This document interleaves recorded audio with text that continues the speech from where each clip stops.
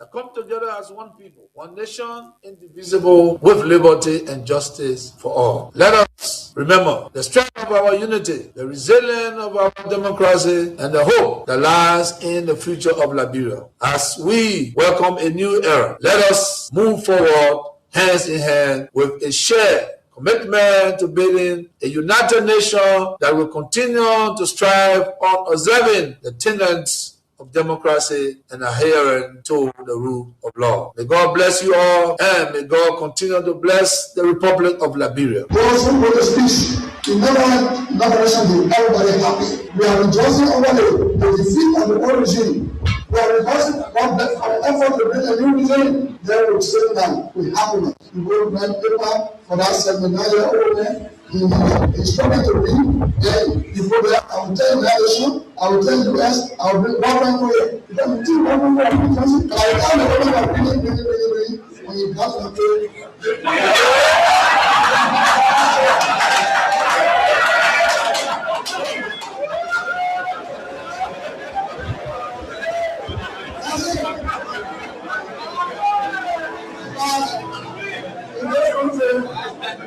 When you elect a clown and you think that he will be a king, what he does is to convert the kingdom into a circus. This is what we must deal with, and this is what we must say. Who do we elect into our public offices? Because, as I've said before, when you allow hyenas to take care of goats, why should you be surprised when the goats are eaten? This is the same. And Africa is only going to realize our potential in all areas when, by dint of choice, we enable and allow our best men and women to serve in different areas. I've heard it being said about Lee Kuan Yew in Singapore. I've heard it being suggested about Mahathir Mohamad in Malaysia. I've heard it being said about Japan. I've heard it being said about other countries, but there was a conscious decision on the part of those individuals and the followership. We always talk about leaders, but we never talk about the followers. The followers must also style up.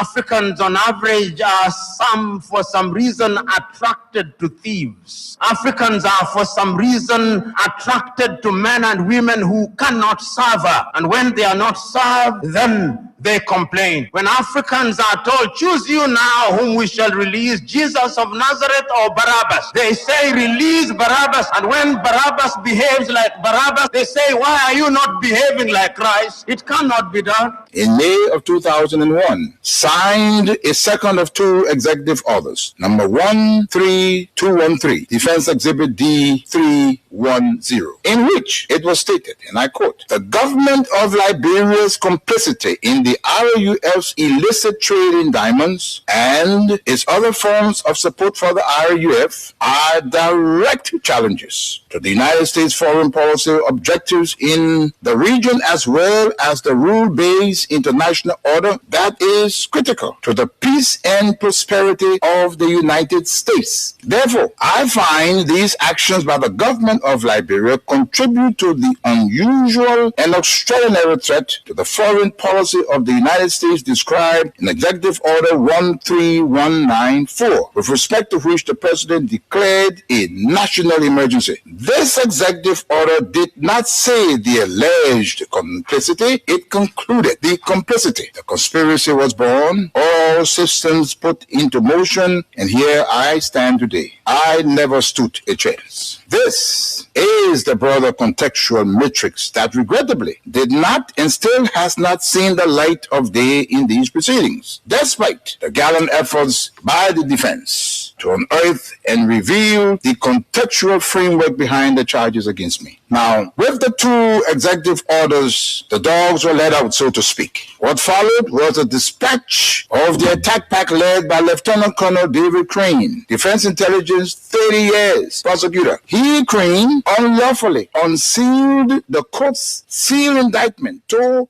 his handlers, senior U.S. government officials at the U.S. Embassy in Freetown, and was never held to account. The rest of the operational team are Colonel Brandon Hollis, Defense Intelligence, CIA, U.S. Air Force, Senior Trial Counsel, and Armed Prosecutor. James C. Johnson, U.S. Army expert, 20 years, unconventional and special operations, Chief of Prosecutions for the SCSL. Alan White, 30 years, Defense Intelligence, recalled from retirement to head up investigations at the Special Court of Sierra Leone. Stephen J. Rapp came on board as chief prosecutor for a short time with experience from Capitol Hill, where he served with a U.S. Senate Judiciary Committee sometime before. It came as no surprise to me that as a reward of sorts for Stephen Rapp's diligence in the execution of U.S. foreign policy objectives through these ad hoc tribunals, he was appointed U.S. Ambassador at large for war crimes issues. In support of the contextual framework of politics, on February 8, 2006, Lieutenant Colonel David Crane, prosecutor, appeared before a U.S. Congress Subcommittee on Africa, Defense Exhibit D-404, and spelled out in clear terms the decision taken in support of regime change in Liberia and what needed to happen to solidify that process. There was little mention, if any, in his testimony about Sierra Leone. And here is what he said. I posit that 5 years from now, when the international community is challenged by other crises, Taylor in Calabar, under the protection of Nigeria, will make his move. We will wake up one morning and watch on CNN as Taylor rides triumphantly down the main street in Monrovia to the executive mansion, daring all of us to come and get him. Unless he is handed over to the Special Court for Sierra Leone, this scenario is not out of the realm of possibilities. He then asked, how do we assure Liberia's future? And he answers that. Ultimately, he says, what we do about Taylor in the next several weeks will determine the fate of Liberia and the new administration of its president, Ellen Johnson Sirleaf.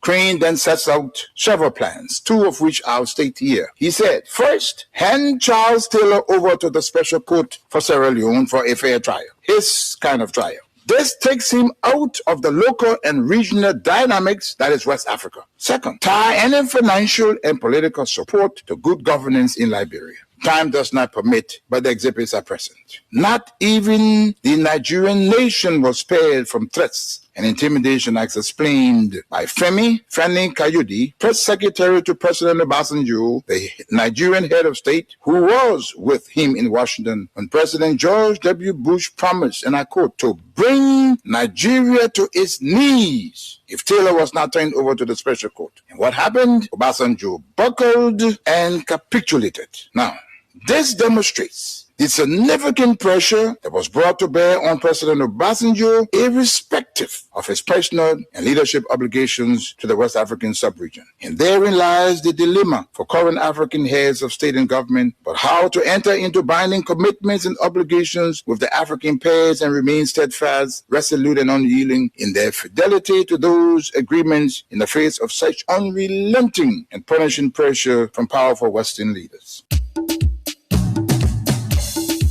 One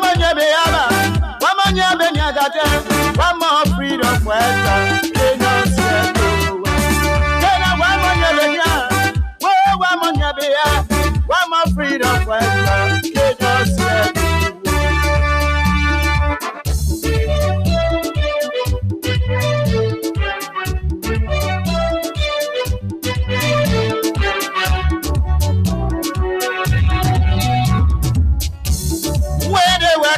they say they were freedom fighters. When they were coming, they say they were liberators. But when they keep Vietnam, they change their mind. When they keep Vietnam, they change their mind. What kind of people they so? They are freedom fighters. What kind of people they so? They are freedom. They say they are freedom fighters. What do you say about that? Freedom fighter, you killing our. What did you believe in the first place? Freedom fighter, you destroy our. When you were investing your confidence in those who come to you under the clouds of fighting for your freedom and your liberation. It's good to be back here this morning behind these microphones as we collectively engage on the different issues that have stranded and those ones that seem to be trending this morning on the Monday in the Republic of Liberia. Let me say a very, very pleasant good morning to all of you across the country. When they welcome me, they say they were liberator. Good morning. When they give their time, they teach their mind. When they give their time. Good evening to those of you in the diaspora, whatever the situation is, whatever the time is. Ghana people, Welcome to this edition of Freedom Morning Rise. Good morning to our friends, our fans, our followers, our critics, and even those of you who do not like the things we say and the way we say them. It's good to have all of you joining us this morning. The issues are emerging from the University of Liberia, the Faculty Association, to the protest held on Friday of last week and the subsequent arrest of the chairman and chief organizer of the protest, Mobaki Molu, and his subsequent release to his lawyers.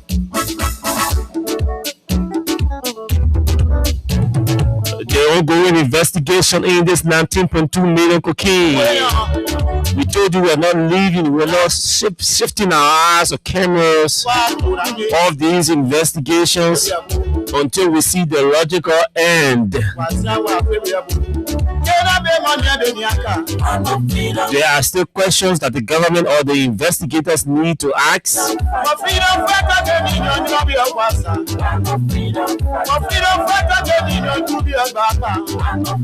So these are the issues we will be talking about this morning. We are fast approaching the Independence Day, the official celebration of the 178th independence of the Republic of Liberia. Somebody was asking yesterday, and I said this question is an old age question. As old as we are, what do we have to celebrate? What will we be celebrating on Monday? But whatever the case is, whatever your answer may be, stick and stay with us. Welcome to this edition of the show. It's the 20th day of July 2026. We are your companions. Abu Sharif, Austin Kawat, together we're driving you straight up to 10 o'clock. Just on the flip side of 9 o'clock, remember the House of Representatives on last week passed some very important or critical instruments to help shift and strengthen our democracy to a better level. They say they want to enhance democratic effectiveness. One of those instruments passed was the bill to increase, the decision taken to increase constituencies across the country with 2 additional 16 seats will be created by the National Elections Commission through the new threshold set by the House of Representatives, is subject to the concurrence of the Senate. Well, obviously, you know that this decision is being widely criticized, and so we will have the office of the Speaker here this morning, represented by his communications advisor, to particularly speak to concerns about this decision. Take a break shortly from our partner camp, Stable Liberia, to be right back.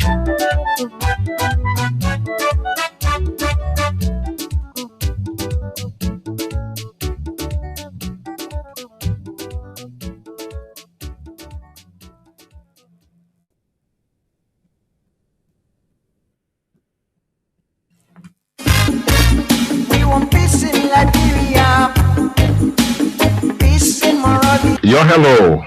I want to talk about violence. More violence is indiscriminate. It can happen for any reason and to anyone. Until we do something to stop the surge of vigilante-style justice in this country, none of us will be saved. My Liberia is Liberia of hope. In my Liberia, it is possible. Violence is not part of my Liberia. Violence leads to property damage, injury, or even death, as we have seen in recent months in several parts of Liberia, including Monrovia. Talk to people in your community about violence. Stand up against mob justice. Be a community hero.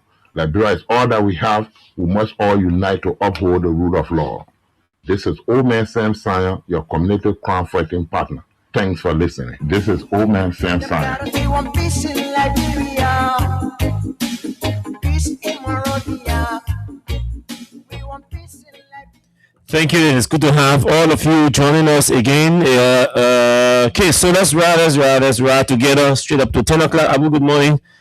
And welcome to your microphone. Good morning. And let me say a pleasant good morning to all of our friends out there, those following from within Liberia, and of course, to those of you outside of the country. It's always a good thing. Big brother Sekou Kalasco, always following there from Europe. He has joined the Europe Association, CDC Europe, for the time being.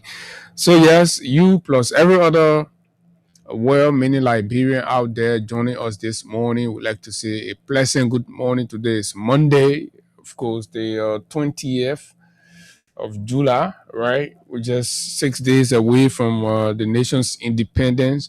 And it is a good thing to sit here again once more to begin another round of our conversations about the issues that matter to our country's growth and development. It was a very interesting weekend of football, politics, and stories of betrayal, stories of resilience, stories of patriotism as they were being tested, stories of resilience as we're seeing in the battery factory area there, people standing up for themselves, and all of those things happen. It's perfect to be here and to look at these plus other issues making news. Yes, the debate about the extension of the House or the legislature is a good one for our country. And every conversation about whether the timing in terms of the proposal to extend by 16 seats, and all of these debates are on while the leadership of the House is securing agreements to construct an annex, which is also a very beautiful thing. But we're going to be here, and it's good that the folks will come here together to make sense. We're not fighting, but to understand exactly what is happening and why certain decisions are taken in certain way. My name is Abu. It's always a good thing to be here, and thanks. Okay, so we can move on, but I'm trying to get to Eric Pattern. It seems like I'm not getting him via WhatsApp and his regular number. But let's read.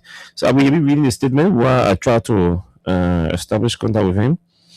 The from the UL, yeah, the UL, offer. Oh, so. Yeah, okay.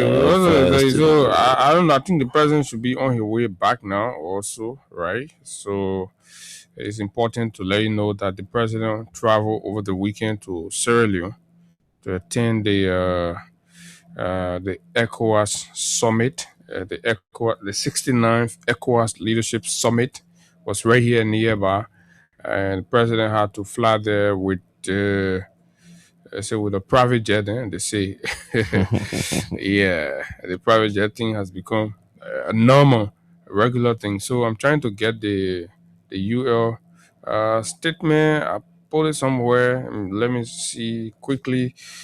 Okay, so we can get that for you. But basically, the cause of it all is that the leadership, the University of Liberia, faculty, right? Faculty and Staff Association have threatened go slow, right? Is it go slow, or they're going to okay. I think this is the press statement right here. It's a press statement for immediate release. Offer and OSA leadership declare vote of no confidence in the UL president, the acting vice president for fiscal affairs. That's our man, right? We are man. Especially you said like me, man. How you calling? That guy that can be talking erratically. He used to be with Nuka. How they call him? Otoni? Otoni is the vice. Where was he elevated? I think he also maybe he's not, but okay. I think he should be right, Chalo. Or he's doing one of the colleges for fiscal affairs and finance, and the associate vice president for human resource declare indefinite disengagement until all demands are fully implemented. So they have declared vote of no confidence in these three people, including the president, the fiscal affairs, and the human resource, right? I sure Tenny should be somewhere inside the play, but right after you vice president for finance and fiscal affairs. I think I saw that decision was made. One time there was some agitation against somebody said he held a salary. You can remember that time? Yeah. Some full leak recording came up. Yeah. You were asking people for kickback and stuff. Yeah. So the members of OFA and OSA convened in the regular General Assembly on Friday, July 17, 2026, have unanimously passed a vote of no confidence in the President of the University of Liberia, the Acting Vice President for Finance and Fiscal Affairs, as well as the Associate Vice President for Human Resource. At the same time, the General Assembly unanimously voted to disengage from all academic and staff activities until all demands, including NASCOP, 40% increment, disparity and salary adjustment, change of status, operational funds for various units, among others, are fully settled with visible evidence of implementation. In view of the foregoing, all faculty and staff are hereby mandated to stay away from all university activities until otherwise ordered by the leadership of OFA and OSA. Any member of the faculty and staff found to be in violation of this decision will face the full wrath of the leadership. Also, all supervisors and all vice presidents are cautioned against compelling any member of the staff or faculty to engage in normal activities against the will of the General Assembly. This information must claim the attention of all persons directly or indirectly interested or interesting with the University of Liberia, and signed Eric T.S. Patton, Secretary General OFA. Do we have Eric? Yes, sure. And we have the Secretary General of OFA on the line to speak with us concerning these issues. Eric, I'd like to say welcome to the show. And thanks for always availing yourself to speak with us. Thank you, Austin. It's a pleasure always. Now, there are some key phrases here. While Abu was reading the statement that I was online to seek clarity as a way to begin this conversation, so we don't understand it out of context. Now, the first thing you say, you're casting the vote, or you've passed a vote of no confidence in the president, the vice president for finance and fiscal affairs, and associate vice president for human resources. Vote of no confidence. You want to explain that? What does that mean? Well, the decision of the faculty and staff is that those persons lack the ability to provide administrative direction for the University of Liberia. Their tenure have caused more problems for administrative and academic operations than we even had. They have demonstrated incapacity. They have demonstrated insensitivity to the issues that we are discussing. They speak to us very condescendingly. They lack respect for faculty and staff. They feel very supreme. They take any decision as they wake up in the morning. they do not adhere to any policy and procedure of the University of Liberia in the form of a triangle, President, Fiscal Affairs, and HR manual, and no other person at the University of Liberia speaks against their policy. They do whatever they want to do. They do not follow established policy, as we said, established rule as to how decisions are made at the university. They are operating dictatorial tendencies. They have demonstrated that the University of Liberia has no vision. The president has failed to present in 1.5 years a strategic plan as to where the university is going. As we all know, January will make it 2 years, and she says she's there for 4 years.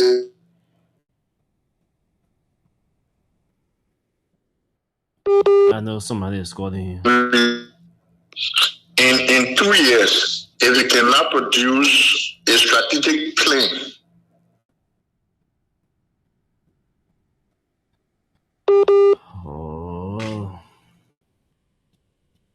Okay, so let me get Eric directly. I think I have to get him directly, then the WhatsApp, because obviously the folks calling him on the internet and it gets disrupted. So Eric.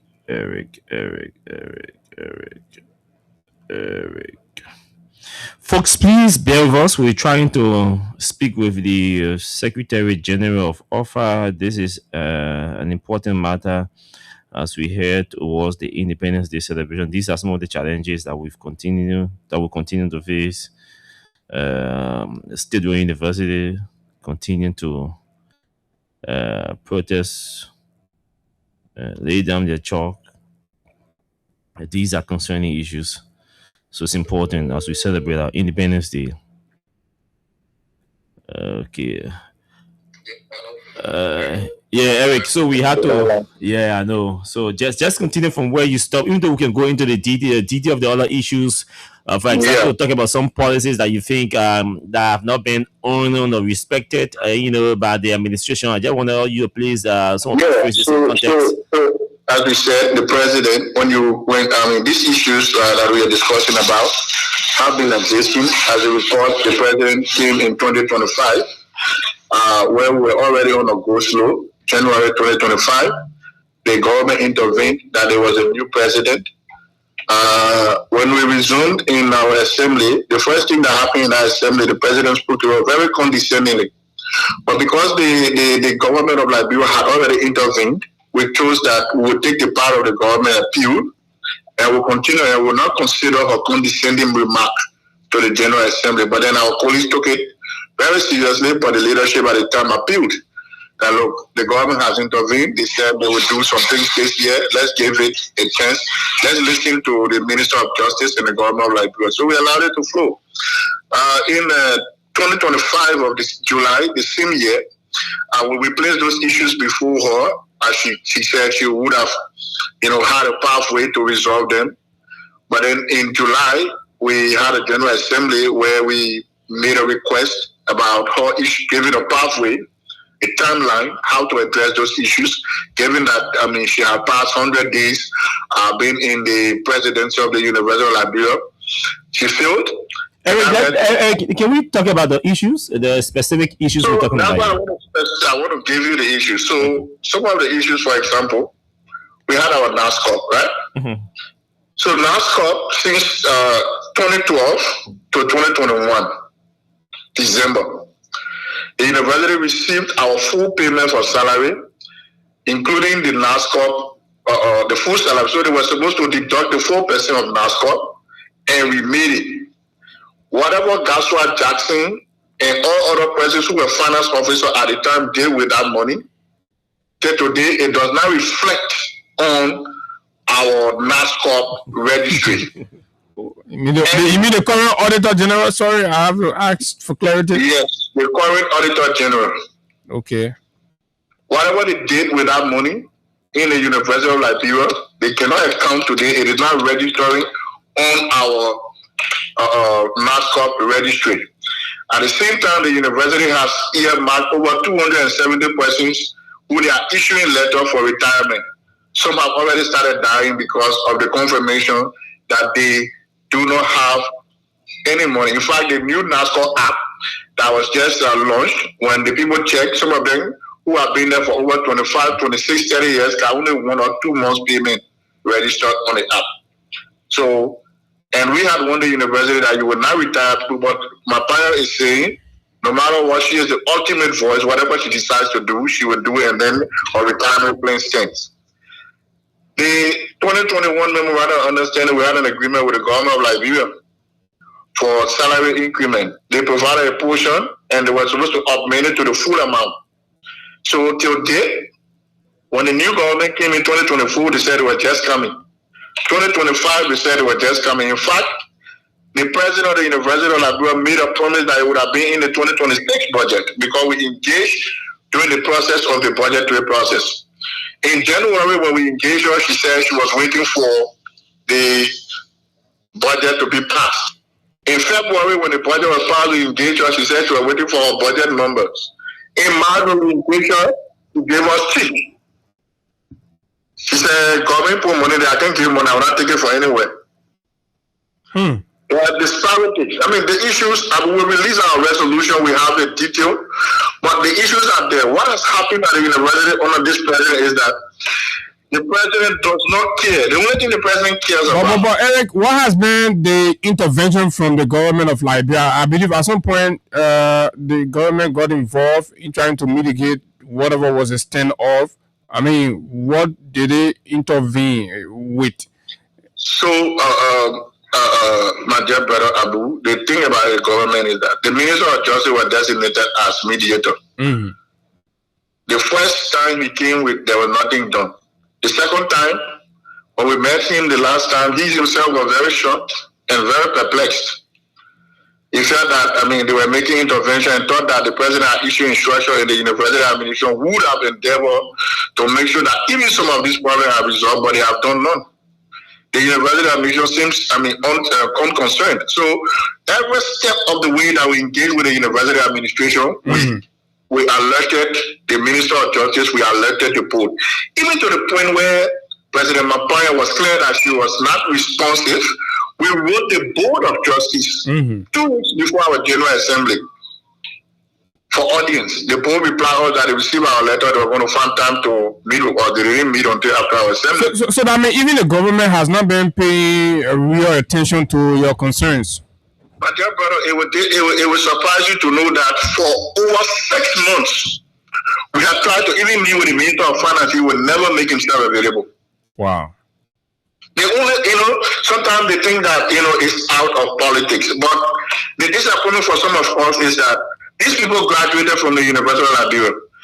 In my lifetime at the university, only one finance minister I have seen that really expressed the interest at the University of Liberia. That is former finance minister. There's a man when we have problems in the party, he will walk to the university. He will ask the questions. You will tell him and he will say, we will go to this left. He will come to our offices. That you know that person graduated from the University of Liberia and they got involved and want to make an impact. But they want to forget it, they're not interested. What about the 40% increment that you talk about? Was that a promise made by the president, the new administration? It was a promise signed by MOU in 2021. They are fully aware of that 2021 memorandum. Okay. The government is a government of continuity. They assumed the leadership of the Republic of Liberia, and they are supposed to fulfill. Those were some of the things in the pipe, for the CDC administration, and then the new administration took over. They're not trying to commit themselves to it. Is that correct? No. Most of the things they inherited, they are withdrawing from. They don't want to implement that, and we are. And why do you think so? Well, we do not know, but these are things that affect our welfare. These are things that we are concerned about. Can you imagine we are buying our own shit from the very salary we're getting? We buy our own gas. When the bosses at the university got no fuel, people rally from the salary because the university administration can provide fuel. When the buses break down, people rally to repair the buses because the university can provide money for maintenance. But students have begun murmuring in some corners. We've started eavesdropping on some students' comments, and they're saying that the faculty and staff are being selfish and only caring about themselves. And this time around, they're not going to stand with you. I mean, are you concerned about where the students stand in all of this? Liberia is a democratic society. Besides that, as professionals, we don't use students for our cause. We do our thing independently. So whoever student feel that they feel but they believe you are acting against the reform of the president. That the current president has been instituted reform. Let them point to one reform, except for the fact that Mapaya has not lived up, but the faculty continue to engage. That's why they have vacation school and the 2 semesters they have had. Not because Mapaya issue any other thing. So let them point to the difference. If they have water in the bathrooms, fine. If they have buses, fine. If they have classrooms that are not leaking, fine. If they have classrooms that are not hot, fine. If they are not going in the bushes again, fine. So they should put their parents in the position of the faculty who are dying, but the families cannot get the benefit from NASCA or other benefits that they're supposed to get. They should put their parents in those places. I'm sure if they were in the shoes of their parents or their brother or their loved ones, they wouldn't be making those statements. So for them, their concern is to go to school. Our concern is, yes, we are standing for ours.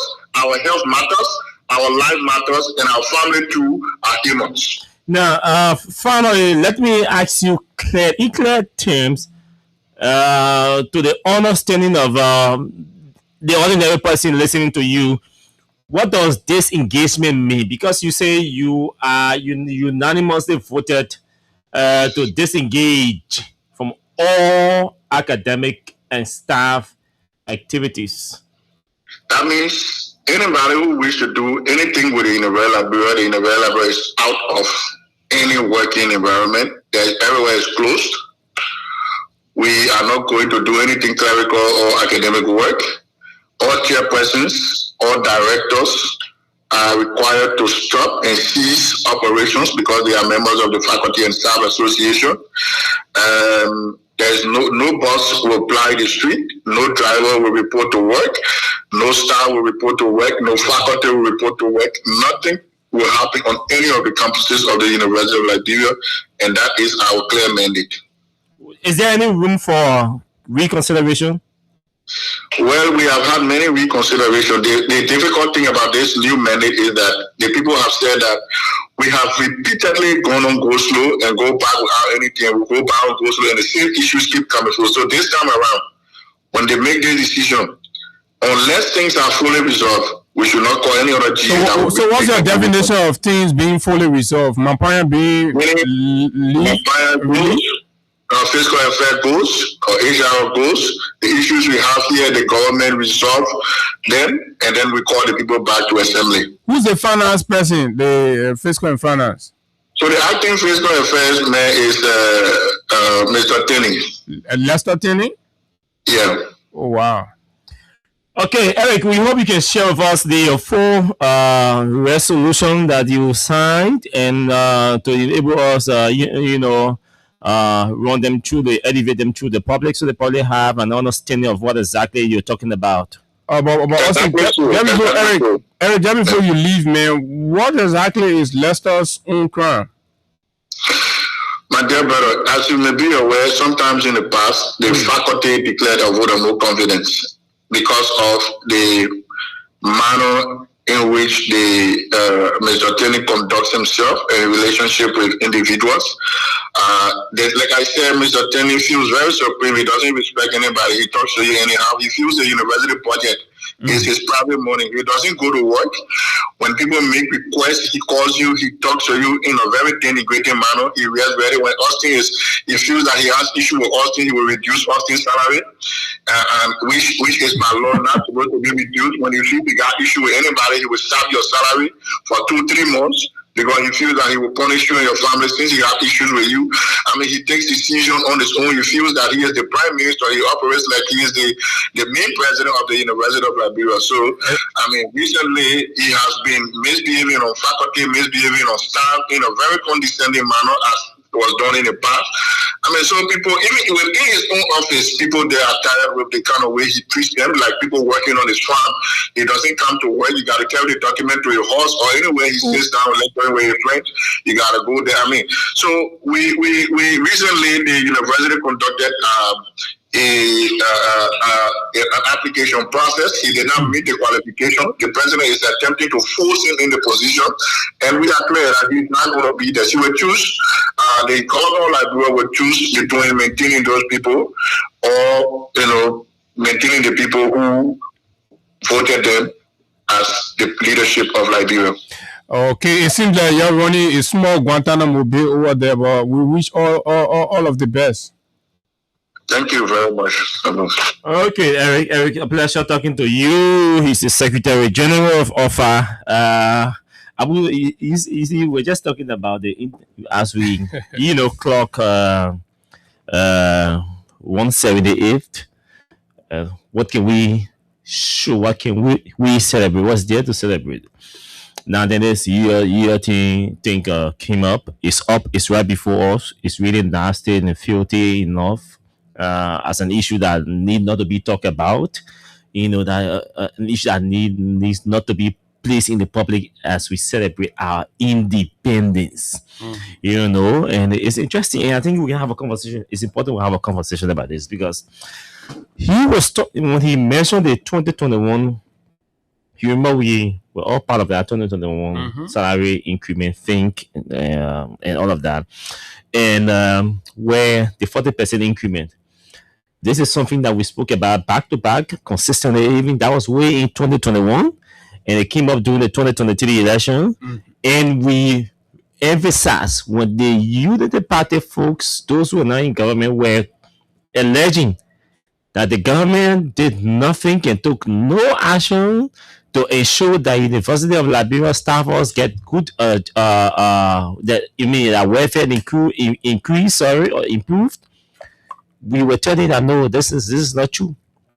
There were decisions made, there were interventions, there were conversations, back to back conversations being held with the staffs, with the faculty, and with the administration. So all the plans were on the book. Everything was on the book. And the rescue government has come there ignoring everything. They say we can't do it.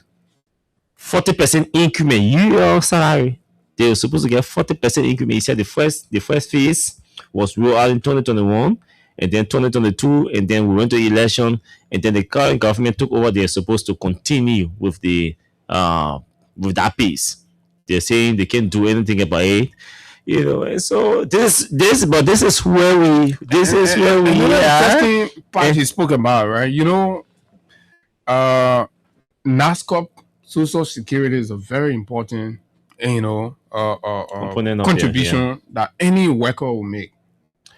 It is becoming a culture now, if it is not already, where employees, deduction will be made to employees' salaries in the name of NASCOP, only to realize that these monies are not remitted. And the most interesting part about this is that the current Auditor General that's passing around looking for issue everywhere has got his own issue to settle, to answer with the people NASCOP money, because it's from when he was in charge. So he has also got to answer to the people, the faculty and staff of the University of Liberia. And I think the legislature should get involved with this, and to invite the Auditor General to also answer questions on the status of the university staff and faculty NASCOP contribution. He has to answer. He has to give account, because he was there as the vice president of fiscal and finance affairs. He was there. I can remember when we were in the university, he was obviously there. So all the deductions that were made, right? Gaswa should go and make himself available to answer, because the people who there now got to be suffering for what he was collecting. So that's one point. Another point is the acting fiscal affairs, Lester Tenney. You all know Lester has been very loud, wild, and speaking all kinds of things about leadership and governance and what's supposed to be done and all of that. So where you sit, right, should be an example of what you preach.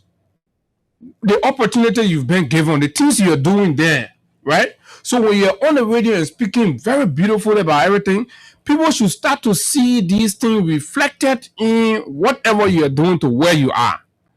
It is utterly disheartening for the public to be hearing that this man who sits on the radio and criticizes a leader who did all he could to lift communities out of poverty, improve lives, is feeling and being dictatorial on a small day responsibility given to him by just the University of Liberia, to the point where the people he work with are prayerful that he be kicked out. You see, sometimes you hear people talking what, but give them the opportunity. Take your time to know who is talking. You hear Lester speaking, take your time to know who is this man. Where have this man worked before? To look at the same thing. Everywhere he go, he feel go onto himself. Doesn't respect authority, doesn't respect his fellow men. All he crave is some kind of political, connection with some people at the top, and then he go in there. I'm told he was recommended by, I think, the VP also, and that's how he's been there. And then everything the president wants, he does it.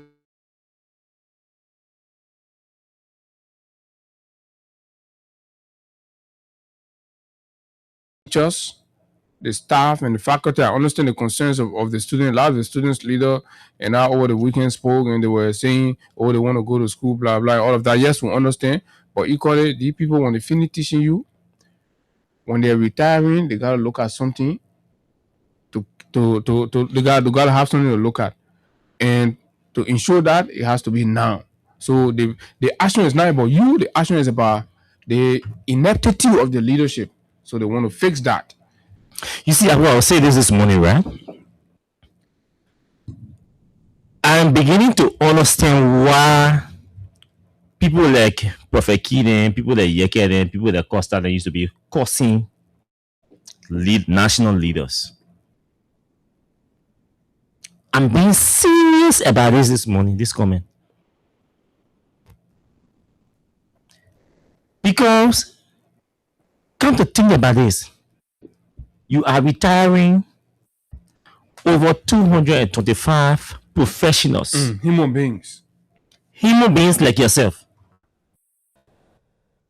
And you care less about the decency. You care less about their survival. How they survive after they are retired. Retirement is a decent thing. In our global labor practice, retirement is a decent thing.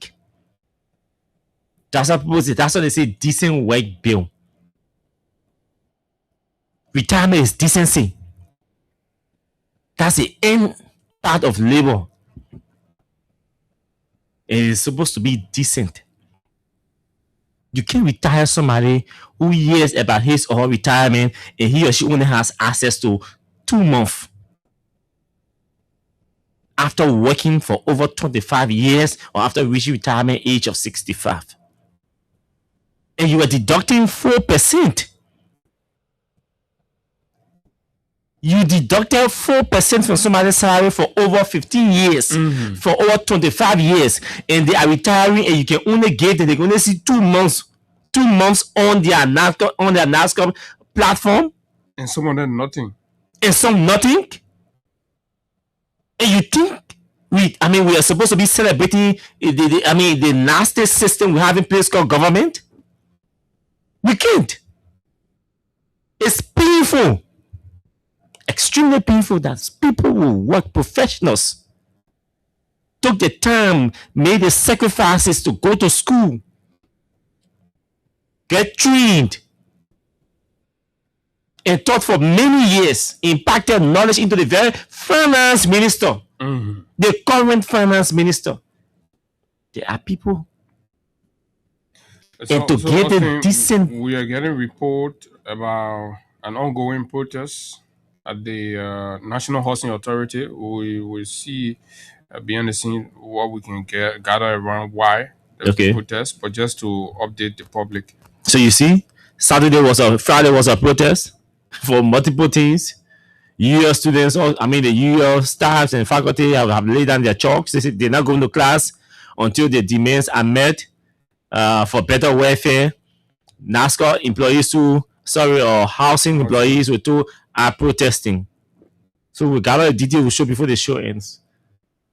These are the issues. 26 is coming. Everybody wants the 26. People who work there are supposed to get paid. You retire somebody at 65 or 70 years old and say, go sit down home. I mean, also serious. We start processing your payment. Okay. Serious. Let's play what she's saying. The staff. Let's play what she's saying. Let's hear what she's saying from the National Housing Authority.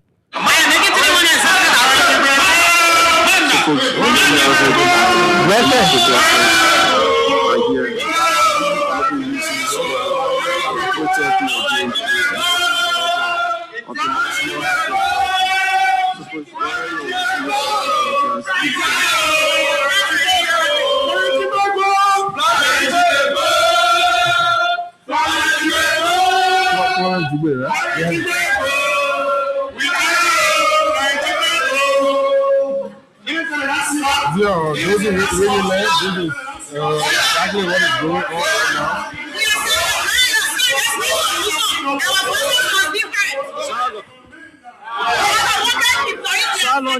How long this is going to last for? How long? 1 week.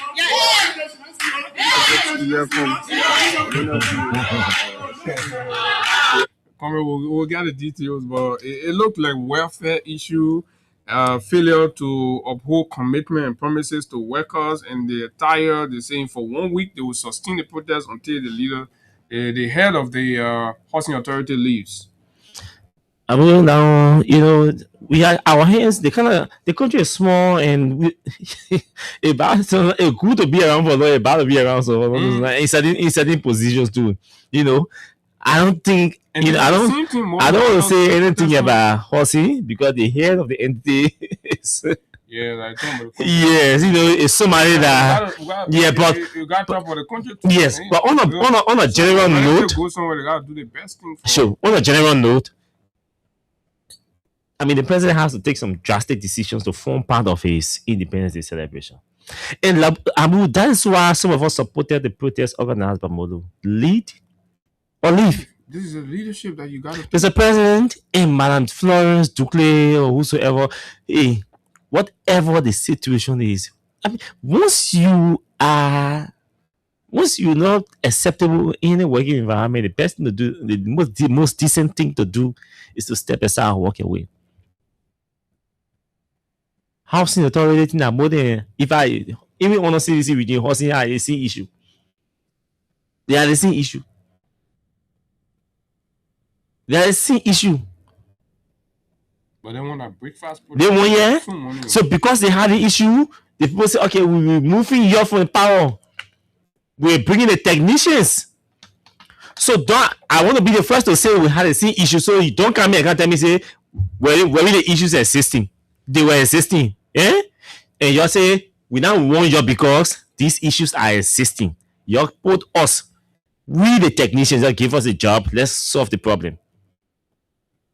And any problem that this government cannot solve will not be justified. No justification will be accepted because you gave assurance that you had a technical know-how, you had the experience, you had a connection domestically and internationally. You knew how to raise resources to solve these problems. That's why at least, even though many people didn't buy, but at least 20,000 persons amongst the over 700,000, over 1.8 million voters say, you know what, Happy? We will believe in the system and say they will arrest and rescue. Now we're just talking you think to honor the CDC government the road they were paved. That was bad, deplorable. When the Minister of Finance, Minister of State, Acting Minister of Public Works, then Ruth Coker Collins went on UR campus to inspect the road that was being paved. Students allowed themselves to be manipulated under the guise of advocacy. And they boo at the team, the Minister of Finance then, Minister of State then, and Acting Minister of Public Works, Nathaniel McGill, Samuel Tour, and Ruth Coker Collins. They were booed because they went to inspect road that was being built or constructed on UR campus. Some of the very issues that they protested for before. The problem was being solved. They went to boom. Yeah. We say that democracy. Yeah, we say that democracy. New bathrooms were constructed, new ones under the demand of the faculty and staff. And when we start seeing running water down there, Joe, we are saying they're having free tuition. I don't want no nausea. Nobody going to stay on to register if you eat butter. Send out to your house in your bed, you can use 50-cent data and plan your courses and access your grades. These people in power today criticize all of those things. And guess what? We had to go through that for 2 years plus before free tuition was announced. Free tuition is announced, it means the burden is less or should be less on the government. How can they not solving the problem? No, free tuition was announced 2018. 2019, sorry, 2019. It took effect 2019. Yeah, 2018, I can remember we were on the campus. That fateful 2019, yeah. afternoon, the president is thinking, you know, Mao was the student leader, Mao was my friend, so we were, the whole process like that. But whatever, the point is that intervene, you are listening here then.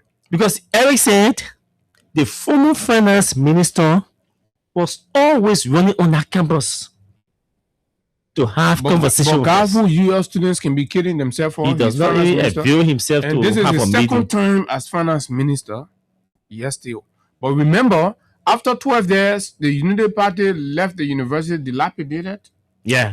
Broken down, terrible, backward, right? The CDC came in 6 years and all of the agitation was directed at the CDC government. So there were listening interventions. We were there when the pavement on the Capitol Hill campus, that place used to look like Manekoma Highway. The pavement was done right before all of us, right? Interventions were made and you know, renovations were done on the main campus. There were regular painting. That's when the 20% was the president then. Yeah, there's 20% increment. Even came out of the 40%, they did 20% increment. All of these things. All the things were being rolled out gradually. And then the reclassification, I think it was there under that same arrangement that they issued the reclassification of staffers and faculty members and all of that. You know. Exactly. So this is where we are. So the change makers, the steps were taking, interventions were made. The people who said they were coming for change, and then the most dishonest part of it all is when our people try to ask them for accountability. They see as an option. Yeah, no, they say the people are being political. As soon as the Phoebe nurses start to speak, they found way to make them look like they are seditions. As soon as people ask the government for what they promised, they say you're sedition. It wouldn't go far. They will find way to stereotype the guys to the housing authority again. And this is bad. MCSS people, when they come out, they say, oh, the issue, blah, blah, blah, government. Regular issues that people will take up with government, they will find a way to put brand on you. And you are not solving the problem. You can go ahead, you throw petrol bomb, tear gas, whatever to disperse protesters, but the issues still remain unresolved, and the people will still agitate, the people will still speak out until you begin to demonstrate the willingness to listen and make small interventions. And the interesting thing about it is that the UP folks, the current folks in power, made the entire population to believe that protest is an alternative, is a way out. Yeah? You made the country to believe that protest is the best solution. Protest gives you the best solution. So you can't get vexed or get angry over protest now. You can't stop it because everybody in government offices will start protesting when the issues cannot be solved. We're told that the Ministry of Information, the people are gearing up. I think they're cooking nonsense. Yeah, so I mean, the government, you have your issues. Next week you'll be all day. I will try booking in beginner, which you know, nowhere. All the small guest houses are all filled. People living in apartments and renting apartments. But they go play independent game in they play the Kevin 60 beginner. Imagine beginner. Everywhere is still in beginner. And they're going for no serious business. No. Drink alcohol, smoke, and have loose sex. And do plenty stupid thing. That's what they're going to do. They don't go take all the people horses there. Go waste the public That money. begin to fail. What workers, teachers are crying for their benefits. Go Buchanan and go see them. So Hobo Joe Bennett, The whole Bassa fail. Nothing. You can get if people NGOs are postponing or rescheduling their training sessions and all of that from Basel to nearby counties because there's no guest house available because Independence Day celebration with nothing to show. You tell me a year older and your teachers are still protesting. We just informed that the MCSS teachers are also are coming out soon. Healthcare workers are having the issues. I mean, all the major sectors, all the key players in the major sectors are having issue with welfare issue. It means the country is heavily challenged with welfare issue. This is 3 years running and the government cannot solve any welfare issue. Nothing in the very welfare issues you criticize that the previous government was trying to solve. See, let's harmonize and do reclassification of employees and all of that. You have issue. Come now, let's see your policy, your alternative policy to harmonization. Let's see yours. You can't honor anything that you inherited, and you're not initiating or you're not developing your own strategy to solve the welfare issue. Georgia government was put out on the basis of lies and deception. This government will be booted out, kicked out on the basis of incompetence because they lie about their competence. Now they are showing that they're incompetent enough to solve any problem. The only thing they have done very well is to hold critics and put them behind bars. As soon as you criticize them, they will arrest you to put you behind bars. Prophet Key. That's all. And all the other people. They take you from your job. They go after you. They surround your home with armed police officers. That's all they can do. And they deny you contract. Do you know what it means to survive in this country right now as a critics? Like what we are doing, you think that small sacrifice we're going to, right? But we're not giving up. At the end of the day, the Liberian people will be the judge. That one will want to sit down and listen to the guys saying, "Oh, look, a lot of the folks will bend back war to survive, but it is not an endorsement of what you're doing." No, there will always be the democratic period for the people to feel free and express themselves. And that is when you start to see the living expression of the people self, and then you be like they're betraying you. No. And even some of the Kanios who join you, maybe leading you into the area, exactly. You know, to go back because they want to survive. The energy that Kanio had compared to now. The energy level is going down.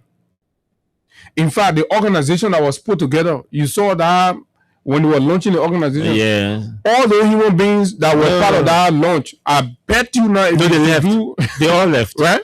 Even though our man went public with his resignation, but the other guys, a lot of them have left. Yeah, the other guys said they walk away. The whole socialism movement is dead now. When you're passing around, when you go to one person office, it may be men like that. At the end of the day, you think the man please 100%. Survival. The man doesn't want a contrast to be under threat. The other thing to be under threat. But if the space was provided where people will not be witch hunted because of their views and their opinion and what they say, you will not see anybody. You will not see anybody because you are miserably failing the country. Miserably failing. Look at the embarrassment that happened to Jimmy Carroll. Look at that. The community had to visit from 6 a.m. to 1 p.m. Your police say you can fire tear gas finish. Community people chase them. Barehanded. Grab them and they begging for mercy.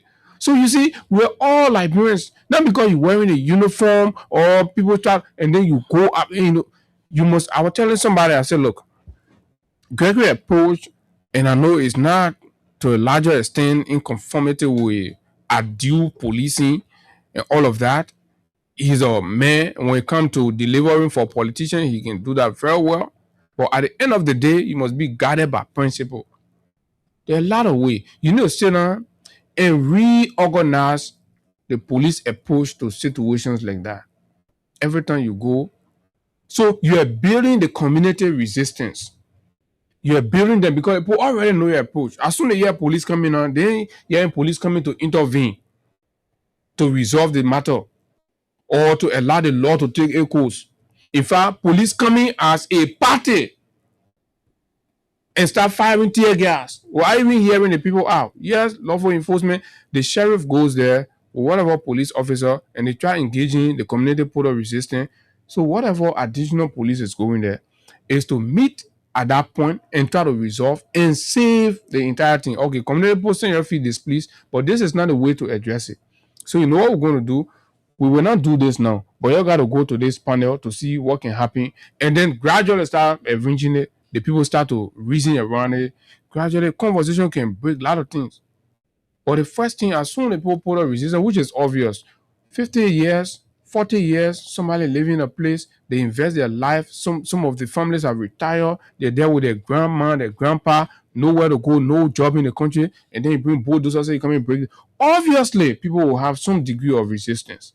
So as a government and the leadership, you should design a way to address and approach these ones. And some environments are hostile environments. Very hostile. And you see how that community to have done proper intelligence gathering to understand the hostile nature of some of the terrains that you send your officers in as well. You risk those. So you just risk all the officers are going into. I mean, we're very sorry to some of them. It was so bad. These are other people's parents. Yeah, you don't want to risk law enforcement officers to hostile. You see the danger, but all you care, you just give, and then they want 12 guys. Yeah, and then they will just go there and start doing. And I must commend some elements within the police, in spite of everything that's going on, especially the leadership, the way they're composing themselves. You see, the adoption of that professional posture. What was the issue? They say one person claiming, all the way, the whole place of Jimmy Carroll Bridge, all the way going down to Bachi Fachi, going, it's all kind of thing, man, crap. Yes, they did say so suspicious. And our judges, the government, we have to have a national conversation around this thing. Yeah, land redistribution. At that point, the government has to step in. All these people that are sitting in Morocco or wherever that get claim to all these things, you need to set up a team to start inviting these people to start to have constructive conversation, and then the government handle it from that level. And that way can solve that problem with ease along the housing authority. And I was telling one of our colleagues the other day, I think it was on that Friday the protest, Saturday was the protest, right? Then I say, you see, he said, we need to take the land from the people in. We need to discourage them. I said, so how do we discourage them from coming here with their claims when they claim that they have legitimate title? What is the LRA doing along with the housing authority or land authority? Mm-hmm. So let's liaise with the land authority, the archives, and LRA. Look, everyone, how you get that kind of law all the year? You even pay tax on it. Thank you.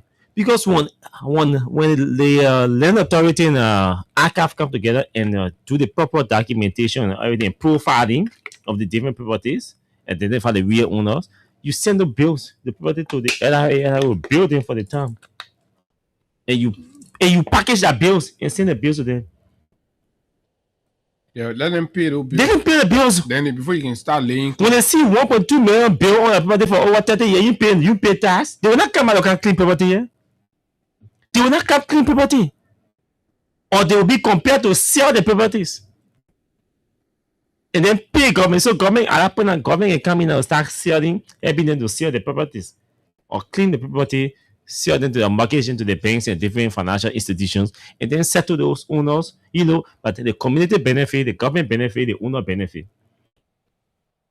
So the government needs to consider this tripartite enrichment. If you don't, it's going to be a problem. Somebody can just come and lay claim to. And you just go ahead, go to court and go there. Of land, and then you just get them rate. Simple, go there. That way. People are living in distress. People are finding way to even survive. And there are people who bought the properties, who legitimately bought those properties. But there's I think, sergeant of the horse or somebody spoon were interviewing one I think one of the retired sergeant from the house there, right? The legislature, who also lived there. I think his property, everything is affected. Yeah, he's a victim. And then he was explaining his ordeal on Spoon. The interview is there. So there are a lot of people. And these people just did not go there. And there was some of you, when you see these things, oh, yeah, put just sit on board. Some of the people pay money for those properties. Yeah. Some people bought these properties with their high-end money. Imagine you bought a property 30 years ago. Nobody 30 years ago, nobody claim it. One day you're paying tax, you're doing everything, you're maintaining the place, you're spending on it. It means you develop, you upgrade property because after 20 years. 30 years. So if you are coming to lay claim and you provide some degree of legitimacy to it, whatever the case, in fact, the legitimacy of these claims are not even tested properly. No. People just come because they have certain, they enter the system and they lay wild claim and blah, blah. And then somebody go and say, okay, let's get the property. And then the government says supinely, and these things are happening. Ever since this government came to power, this has been the modus operandis. These have been the modus operandis. So what is the interest? Because if anything is affecting the welfare of the people and the government is not in agreement, the government will not allow it to happen. But because the government is in agreement with what is happening, that's what is going on. I agree. These people don't have power or to themselves. No. The government could decide, no, this policy is this one is going to help, or this one, no, we can support. That's why you're not hearing these things during the CDC administration, because obviously that was a people-focused, people-centered government. You can see so you can bring policy. You can bring policy that endangers the relationship with the government and the people that they represent. They will not agree, so they waited. They waited for a government that puts elitism first, that puts class first, that puts the interest of the common people, the have-nots. They really don't care about it. So, okay, what do you have? Yeah, the country boys, the country, they don't go in the interior. You can be taking national policy decision on the basis of people's social and economic status. Any government that does that, that government does not deserve to survive even one day. And this the government will have over us. 20,000 of you angrily, irrationally angry. You went ahead, you plunged our country into this mess. And this is what we have. When you talk about it, they insult your mind, they insult your power. They send small boys on the internet. They will call you names. They will disrespect you, right? Small children. Some of them who even finish cleaning their behind good. You get a government job, and the only duty they have is to be insulting anybody that disagree with the government. And you think this is supposed to be a responsible government. And when the people talk, you say, oh, that 12 years. How are you going to get 12 years? You think you can steal election year? Every day will keep telling you. You just try it. Small little battery factory can give you in a police officer 8 hours. We all got to go there and beg the people before they say, oh, okay, let's leave. Then you can't look at the whole country. The people made decision and say you take election. That one, all the people who you'll be acting against, you got to kill all of them first before you take that election. That's not taking you. Oh, so we can take few calls. I'm sure. I think Vesedy is around here. So let's take calls on 0776 104 104 0886 500 104. Those are the numbers you can join or use to participate on the show this morning on the issues that we spoke about. Just in case we may have slip off something. Yeah, you can bring that up. That's fine. Okay, so let's take calls on these issues. You said no school. Your teacher said no school until government acts. Housing authority say Florence should go. Let's hear you. Good morning. Good morning. Good morning. Yeah, Prosecutor Richie, hello? You're live. Go ahead. Yeah, Prosecutor Richie, I'm not common name. Yeah, but I live around the canals they built. Yeah, that is the land issue business. Mm-hmm. Yeah, the government have to take very serious issues pertaining to the land issue business because they are getting rampant in this country. There's a guy called Tony Abacha. Oh, that's it, Tony Menakabagi. Tony Abacha is always in the habit of threatening people for a land business. Oh. And Abacha government is this government was the government that empowered this Tony Abacha man during my Ellington. During my Ellington, Tony Abacha empowered through my Ellie, through the bracket, through how you call it, man. How you call man, I forget it before me, man. Most people in the government, most people government, Tony Abacha was bound to it. Even the land issue to mutual judge. Yeah, he's the one. Yeah, he's the one. Tony Abacha was the one. The issue to talk behind person, the spirit trouble to start the bill. Right when I went there to see it on I would ask the one feeder, Tony Abacha. Then I come again. That different rapport ever again. Tony Abacha. Then again, you can't even when we reach your teacher to rap culture, we can't even get the other country again. Tony Abacha. Tony Abacha is the one that helping people in this country in so many places. His learning is uncountable. We have so many cases in court. But why is he government not able to put stop to this man yet? No other person. It is seen to be a pattern in that again. And no to be a pattern. Thank you, Tony. This Tony guy, I think he had one construction company. Carrasco. Yeah. Good morning, Austin. Good morning. Let's hear you, bro. Thank you. Good morning to Abu. Good morning. Yeah. Okay. Always following the program. It's good to be on your platform. Well, thank you. Austin, you know, I mean, it is explained by you guys in the ABC faction, right? I worked with President Weah for 6 years. Mm-hmm. And on countless occasions, there were people who came and they were claiming lands in Morovia and other parts of the country. But President Weah, in his wisdom, said it clearly. Say, why will you come after 30, 40 years when people are living, they born their children, some of the parents are gone, some of these children, they are born children, and you come, you say, no, we can't do that. We can come to a conclusion. It's okay, we will settle this thing in a way that government will have intervention and let it be. But for you to come, for us as a government to remove group of people to a particular place because it belongs to you as an individual and you bring in some antiquated deeds, we will not accept that. And he's too firmly, and that's the evidence. Look, and I'm glad that these things are happening. People will come, they will criticize, they will say what they want to say. But at the end of the day, you can't change the reality. The reality here is the way the people have been removed from their homes, the way homes have been broken down today under this administration that we are under. It never happened in Liberia history before. No, never. Not at all. Never. People are homeless today. Certain time you saw women sleeping in taxis. Their children, they were using vehicle to sleep. Only because someone surreptitiously came and carry someone that do the government through the acquiescence of Gregory Como and other, they just going about bossing people places, beating, display, making people to be displayed. What kind of country are we running today under this 45-year-old Deco who believed that they made that? But the only thing he had to say to people, the only thing he got to say to people, what kind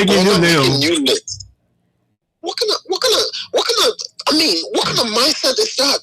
This is an old man who lived through all his life as a liability on the Liberian people. Today you got opportunity.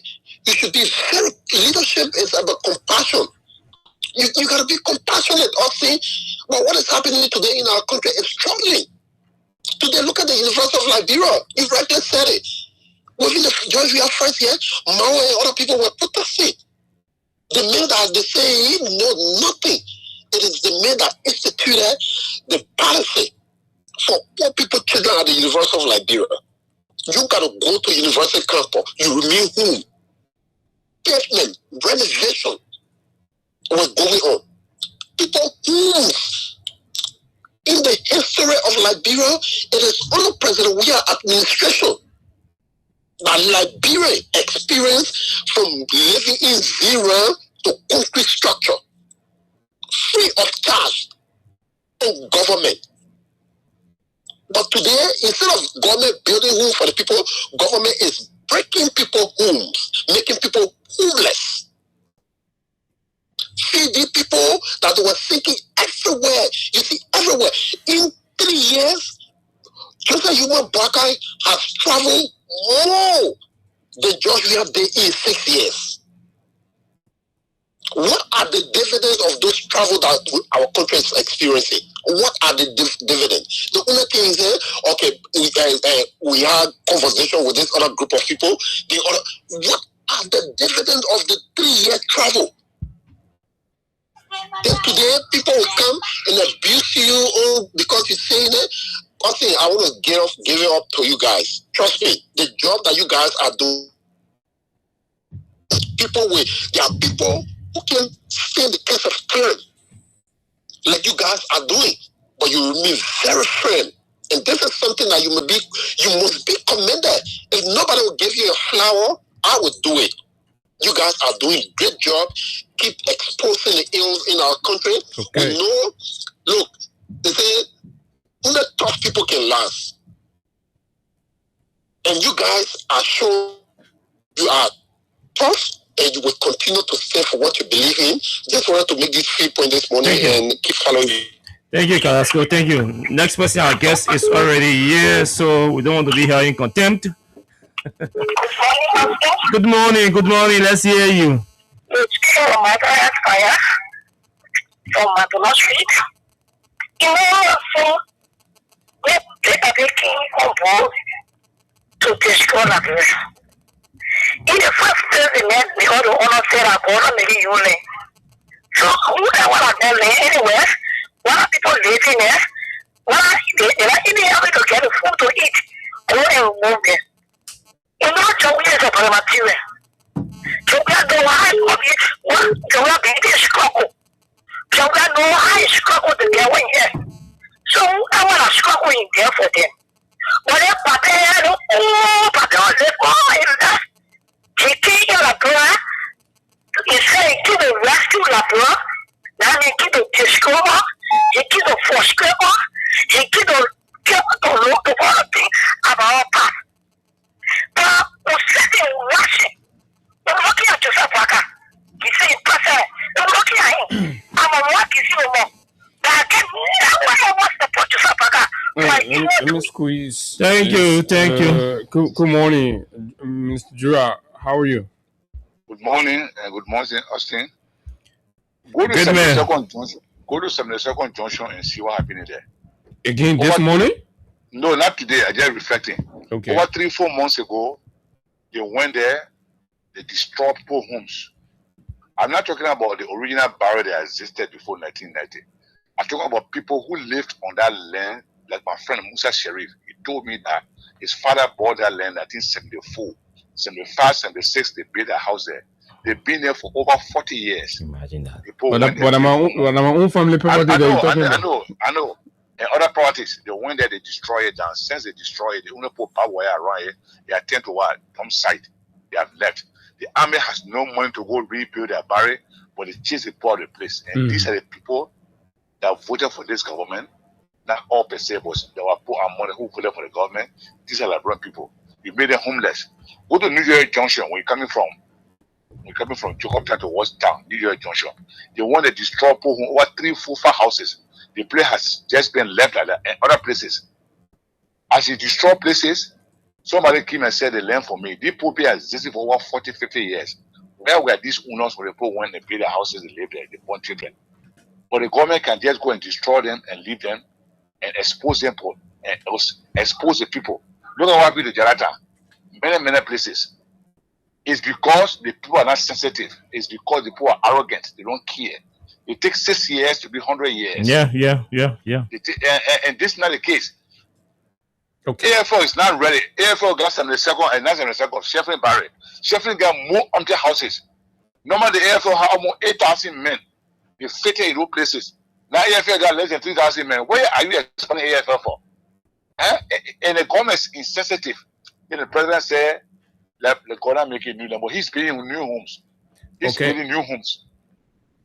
All right. Anyway, election is no more far. We'll pay them. Thank you very kindly. And I think we can go to our guests. Our man Vesali Sumo is here to represent the office of the Speaker, right, of the 55th Liberian Legislature. And of course, he's always been here uh, providing his side of the debate. I believe we're set and ready. All right, Vesali, good morning. Welcome, my friend. You look good. You look expanded. Yeah, but it's good, man. Good morning. Good morning, gentlemen, and good morning to those following the program this morning. Yeah, as always, it feels good being here. I have seen Austin quite lately. I haven't seen Abu for quite some time, but it's good to see you, buddy. Thank you. How's life? How's everything going? The office? Well, we're coping. No, I mean, there will always be challenges, but we're coping with the many challenges there are. And the office is pretty good. The speaker is in good health. And I think we're on course. Let's begin. I know we'll go to why we came, but let's begin with the decision by the House to have moved subsequently to drop its intention to summon the judge in the case with Marco U.S. bond. You remember there was a petition. Was a petition, but there was a position by Representative James Collier for summoning to summon him. And then subsequently, we read a statement on the official page that the speaker has moved to drop that position. You care to throw more light on the wisdom behind that? Well, before we move forward, let me assert and state very clearly that I do not speak for the House of Representatives. A very fine gentleman named Robert Hens is the person who is clothed with the authority to do so. Matter of fact, the reason I'm here is because, most of the things, or basically everything that happens at the House, like they say, rises and falls with the Speaker, because it all ends on his reputation. And that's what we are asking you. Whatever the House decides, people say, oh, it's Richard Kun. So maybe that puts me in a position, to provide some clarity. But there are certain things I can speak to, and there are some things I just can't speak to because I don't have the authority to do so. So on the question you're asking, I'll be honest with you, I haven't followed. If I gave any response to that question now, I would be wrong because I can't even give you the basis for the question you're asking. So I'm afraid I may not have a response to that question. I'm sure if you phone Robert Haynes right now, he should be in a position to give an answer because that falls squarely within his purview. So I would like to stick to what I'm here. Okay, that's fine. That's fair enough. But in the specific instance, the report quoted the speaker directly for the decision, but I respect your position on that. Okay, so let's go to why you're here. I believe it's about the Chinese government's decision to work with your office, the office of the speaker, as was announced over the weekend, about this $5 million support for the extension of the House, the legislature, by the construction of an additional annex. Is that correct? That's a part. Okay, so we can begin with the part. We can begin with the part. No, in fact, that is what will come after. The main topic. So the real reason I'm here is because there have been public confusion in most parts. Professor, there are small distractions. I think we will clear all these distractions and then we'll go to the main issue. I wanted to start with that. Right, I wanted to start with that. They will come to, because the moment we jump into that one. So I want to talk about the good news, because no matter what you want to put it. I would go with what you want, but I just wanted to provide a bit of clarity that talking about the extension of the Capitol building, Mm-hmm. the $5 million, as you said, as you rightly put it, It's 5, right? That's also 7. Seven. I saw seven. Sorry, Okay. is the horse. Sorry, is the cart. The decision that has led to the extension of the house is the horse. So, if we discuss, So which one came first? the decision to extend, the decision to increase the Additional numbers, seats. yes, is the decision that has led now, because there will be additional seats. That's why there will be an extension of the building. Okay. So the decision to increase the numbers is the first decision. That's what we should discuss first in my So the mind. conversation about Then we discuss the conversation about the annex was something that was happening before the whole idea of additional seats, or the additional seats gave rise to the extension, the need to provide space. Most definitely the latter. Okay. The need for additional seats also brought about the conversation around extending the house. Okay, tell us the wisdom behind why at this time there should be an extension by 16 additional seats. Well, I like how you put it, this time, because that's one sticky issue, that members of the public have been having about this decision. So it's good, I came with a copy of the resolution.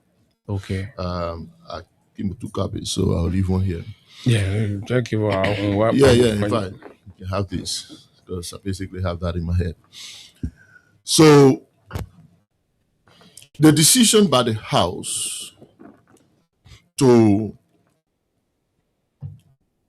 create the condition for the increment of legislative seats in the House of Representatives is not a political decision. It's a decision necessitated by a constitutional mandate. And we'll come to why now. But what does the Constitution say in relation to this decision?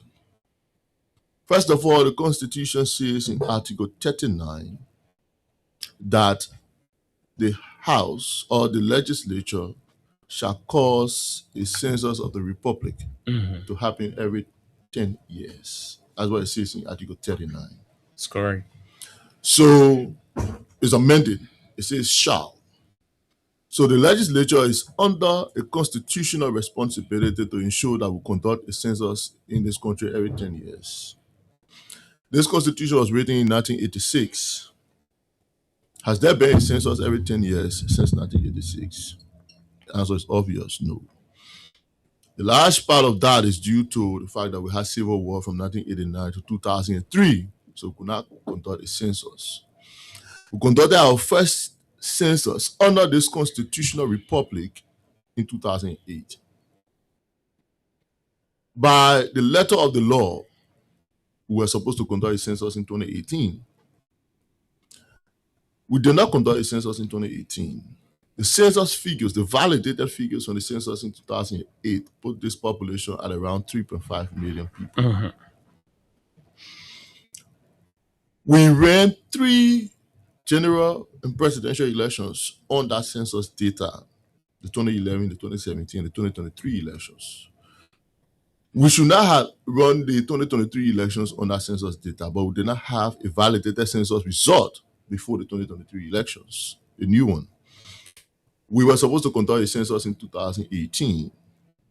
The legislature did not cause it to happen because the law said they should cause it to happen. Causing it to happen means that they should create the enabling environment. As in 2018? Yes, put in place the mechanisms to ensure that it happens. The government of President Weah in 2018 complained that there was not enough finance available to conduct a census. The legislature, in its wisdom, said, okay, they drew up a resolution to postpone the census by a year. By the time the 2019 time came for the conduct of the census, COVID came. So we could not conduct a census in 2019. COVID lasted at least 2 years, so 2020 was also eating up. By the time 2021 came around, the COVID and all of its let's say the recovery period. Yes, all of what happened to the economy as a result of COVID could now also permit the conduct of the census in 2021. So it was now the 2022 that we had a census conducted. When the census was conducted, again, the statisticians, allegeds, the technicians, and everybody had to put the data together. We all know after the census what happened. People who conducted the census were taking the code. There were all kinds of issues. It took time. So it was now the 2024, after the ushering in of this new government, that a validated census result was presented to the legislature. So we're talking But census was conducted in 2022. Yeah. Okay. But it was now the 2024 when the validated census result was presented to the legislature. And the legislature is supposed to act on a validated census result. The legislature can just say conduct the census, okay, on numbers. Legislators will have to complete its work and do a formal presentation to the legislature. It is based on that number that it presents to the legislature that the legislature can now act on. Because in Article 80D, I'll go to E first before I come to D. Was there any reason for the delay in submitting the validated census? Well, I'm sure the folks at legislators would argue that immediately after the 2022 elections, there was 2022 census, 2023 were elections year. There may have been a change in personnel. After the elections, it also took time. A new government came in. So I'm not talking on their behalf, but I'm sure that these are excuses they may give if they were asked that question. But the legislature has got, the only part the legislature has played. In fact, the legislature that we're talking about was in transition for 2023. You know how all the lawmakers will be out and about campaigning. So they probably were not providing the necessary oversight to ensure that those who conducted the census will provide the results in time. Besides, there was some code issue about this census thing. I think you can bear me witness. So that's correct. All those delays led to 2 years to pass before we got the validated result.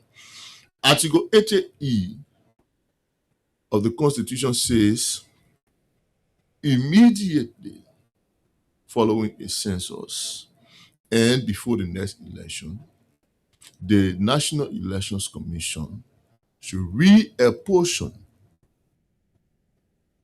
electoral districts in line with the validated census result.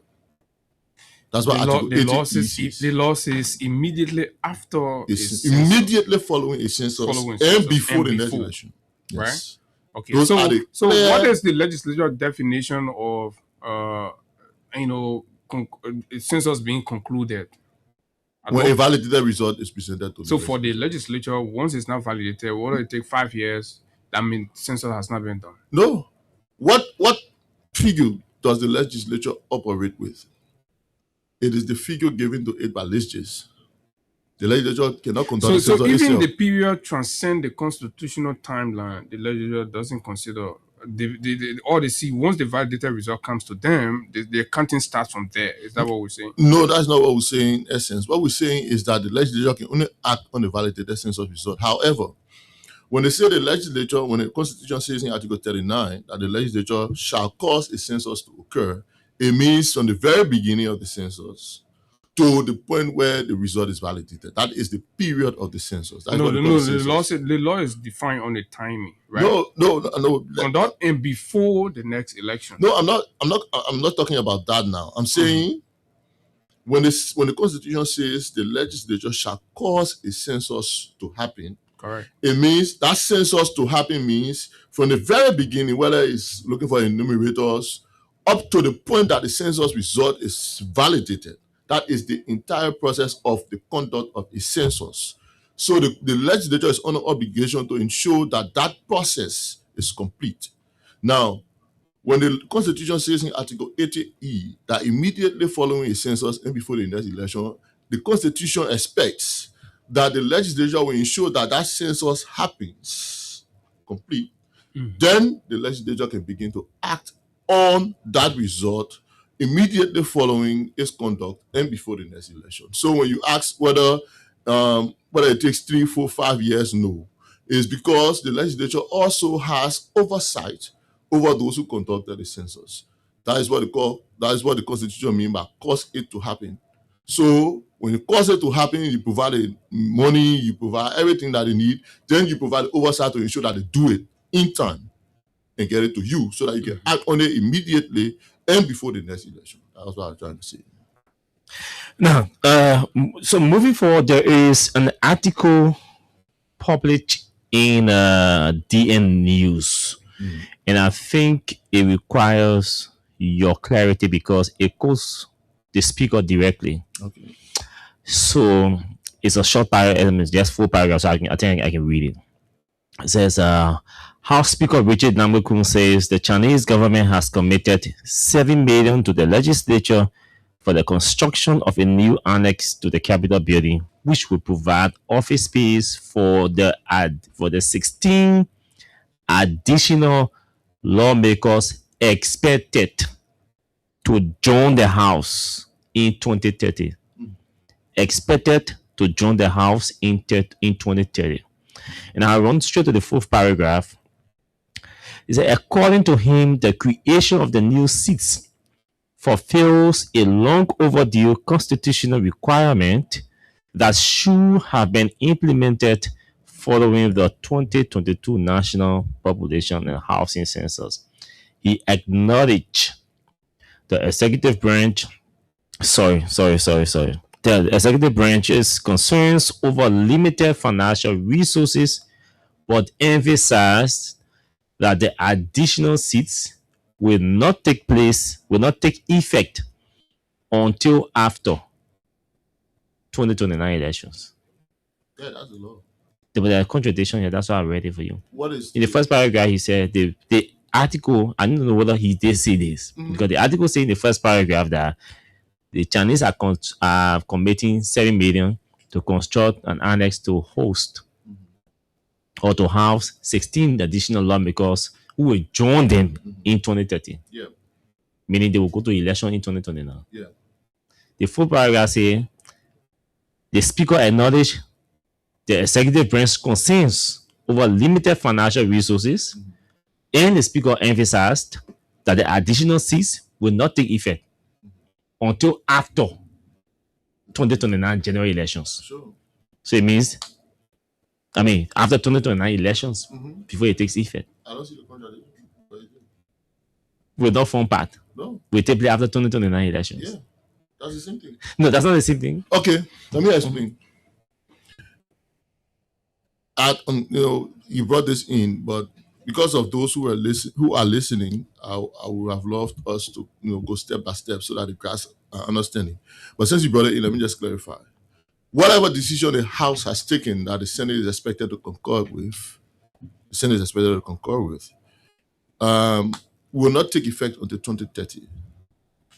That is what the law says. I agree with that point. So meaning the new seats you're creating will be filled in 2029 elections. Yes, that is clear. Yeah.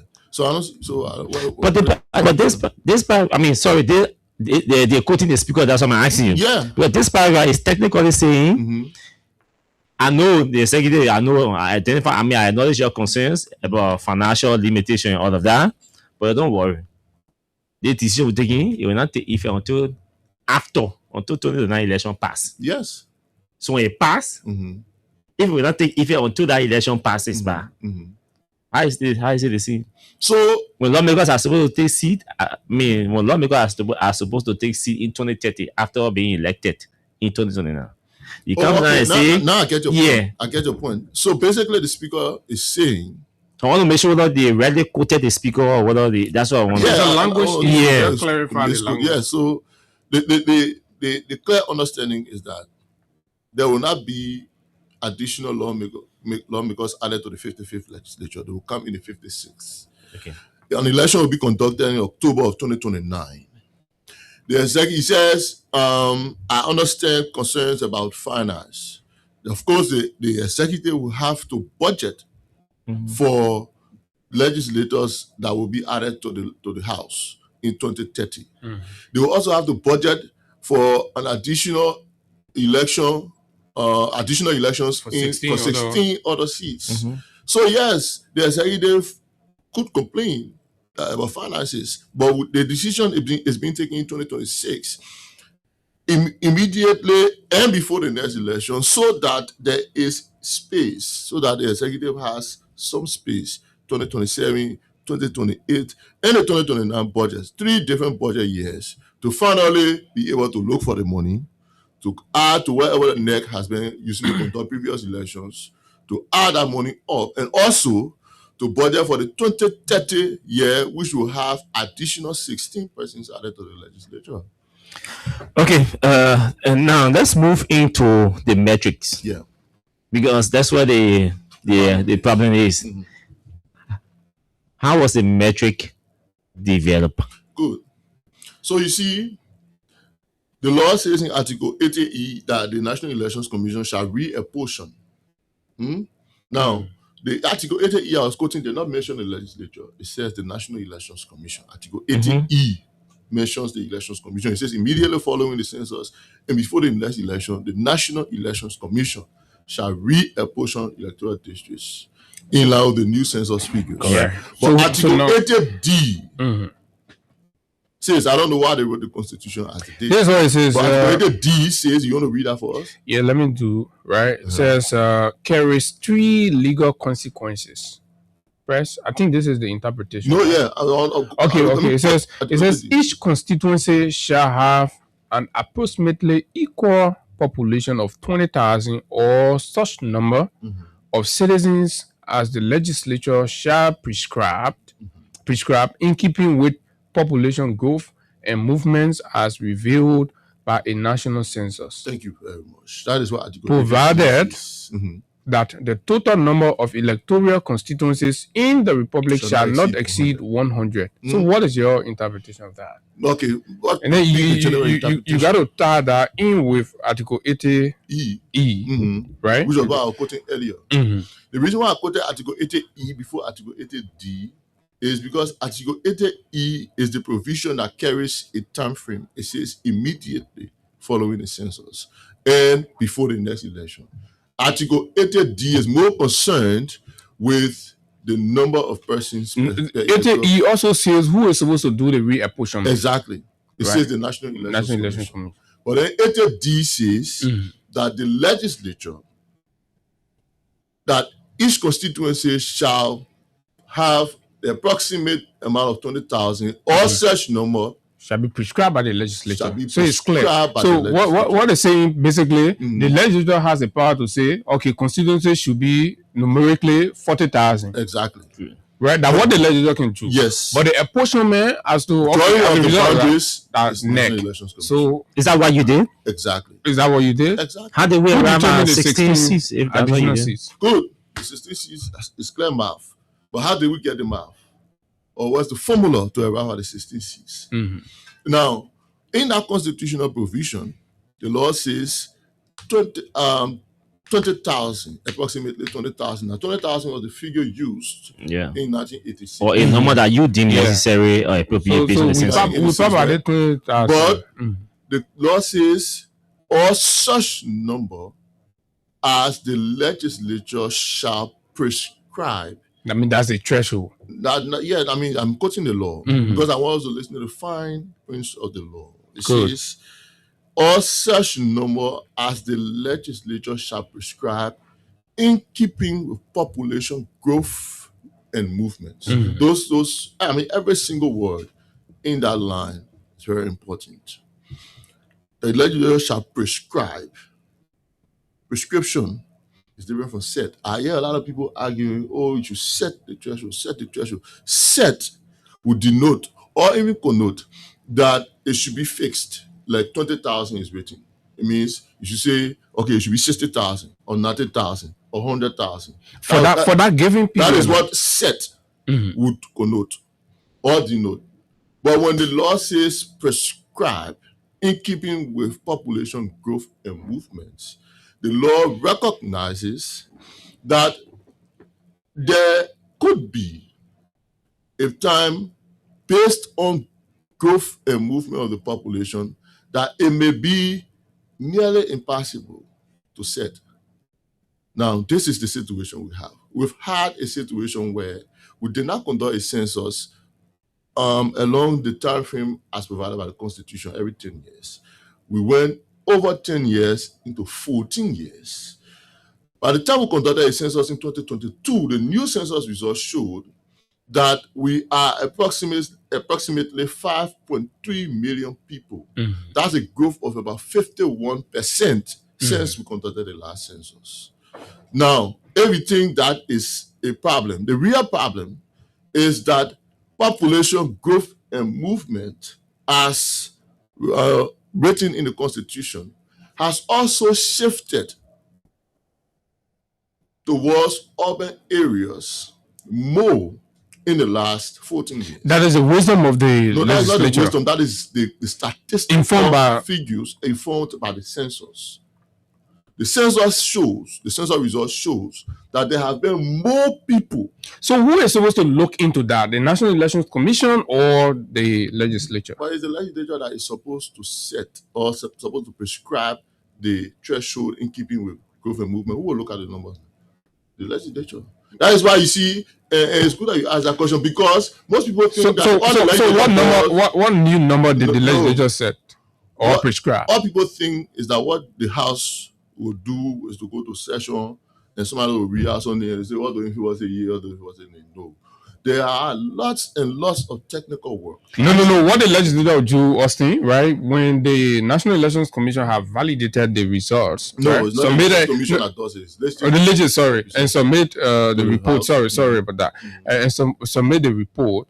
Then it informs the legislature as to the movement and growth in our population. Exactly. Right? To give them an opportunity for the new prescription that will be determined, right? Exactly. So now, when they should have done that prescription, it goes back to NEC, right? Yeah, then it goes to NEC. It didn't come from NEC now. It's going to NEC now. It going to NEC. Yeah. So that's the prescription we want to understand, right? Okay. So what did you prescribe? Because we are hearing 16 additional seats instead of telling us, okay, based on the population growth and movement, the legislature has prescribed that constituency the threshold should be a minimum of 10,000. So those are the languages we should be hearing from you. And then based on that, NEC will tell us, okay, we have additional 12 districts, right, Austin? Yes. But now you are telling us we have additional 12 districts when you have now given us the prescription as to the threshold. No, there is a prescription. I'm coming to that. The reason why I'm taking my time to arrive at that is because there's also some misunderstanding as to how we arrive at that. I'm trying to clear those doubts before reaching to it. I'll give you that, don't worry. Right? I'm hoping we have the time. I think we still do. Now, I was talking about population growth and movement, mainly towards urban areas, that has created a kind of lopsided geographical spread of our constitution, of our population. I'll give you one example, just one, before I go to the threshold that was set or that was prescribed. As it is, as per the census result 2022, it says that the county in which we are currently, Montserrat County, has approximately 1.9 million people living here. That's what the census in 2022 says. It says that in a county like Bapulu has 95,000 persons, 95,900 plus persons living there. That's what the census says. Now, it means that there are too many people living in Montserrat compared to the people living in Bapulu. If we decide, when I say we, I mean the House, decides that, okay, we'll do a threshold of 70,000 based on the population figure as is giving us 5.3 million, so we'll say 70,000 across the board. So the Elections Commission will do the math and decide how many districts we have out of 5.3 million if we use one figure of 70,000. What will basically happen is that counties like River G, Bapulu, Grand Crew, River Cess, Bomi, that are sparsely populated would have an issue. Here's the issue they may have. The law also says that the number of districts should not exceed 100, and that every electoral district must stay within a county.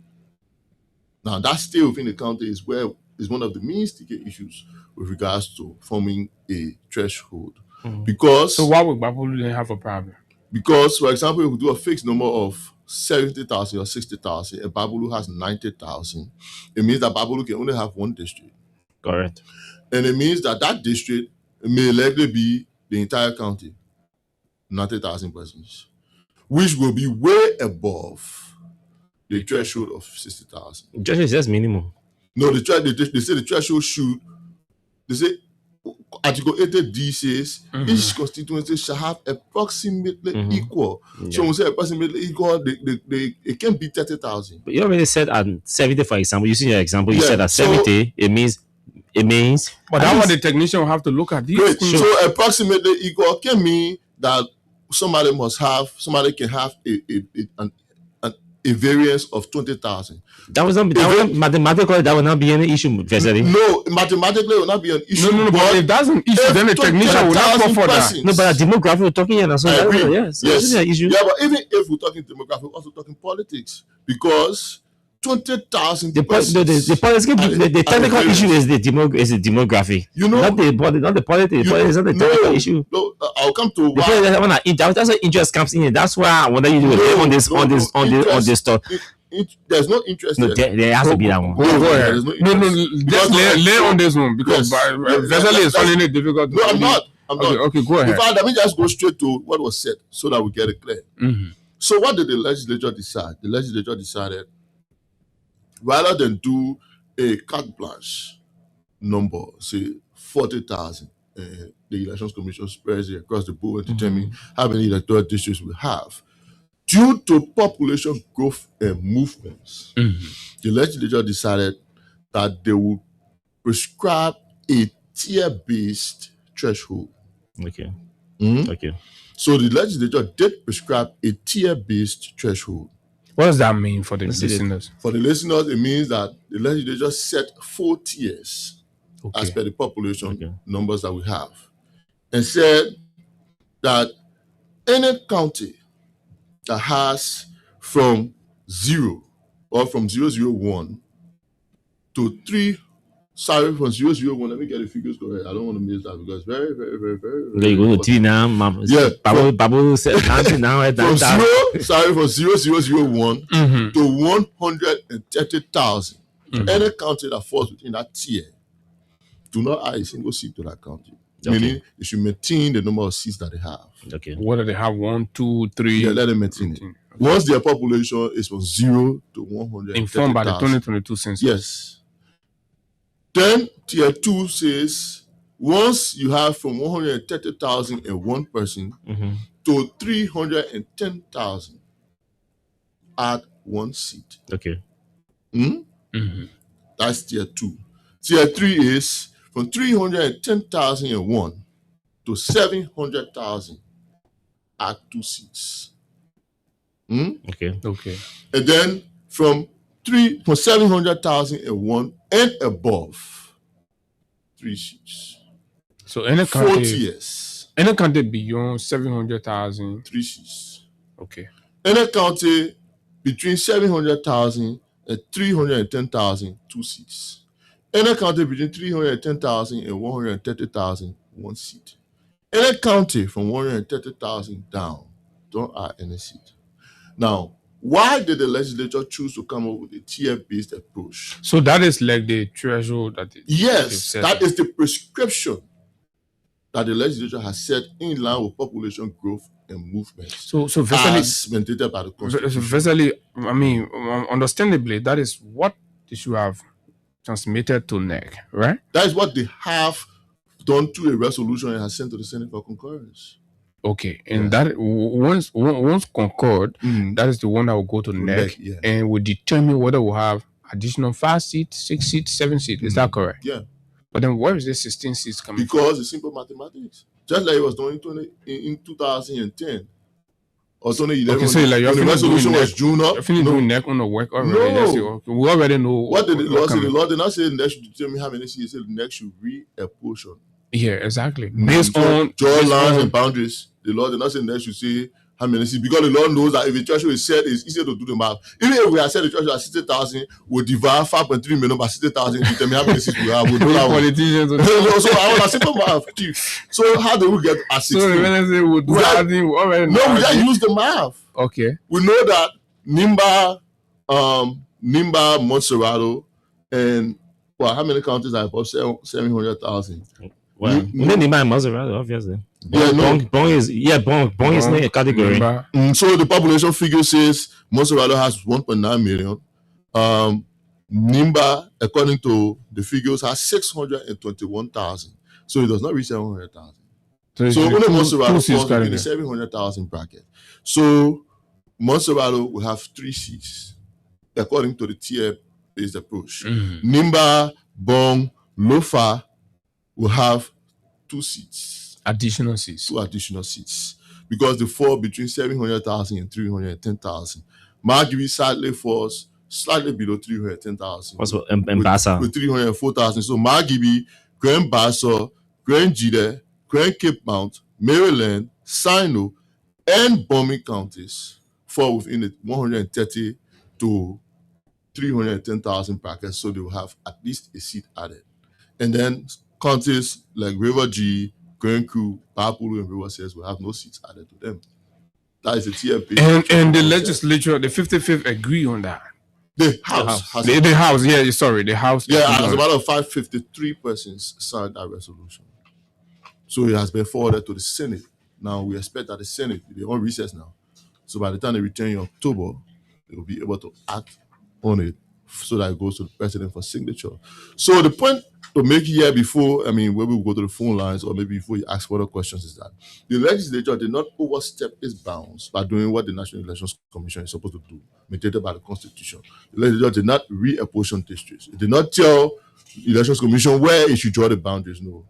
It just told the Elections Commission, this is the threshold you should use. And that's why it was good you came here, because even some of the articles that I read are like clearly telling the public that the legislature, if some people say District 17 will be divided into 2. Exactly. Okay. So and that's the point. Yeah. Right? So, and I like the one you just put in that the legislature has not demarcated the district.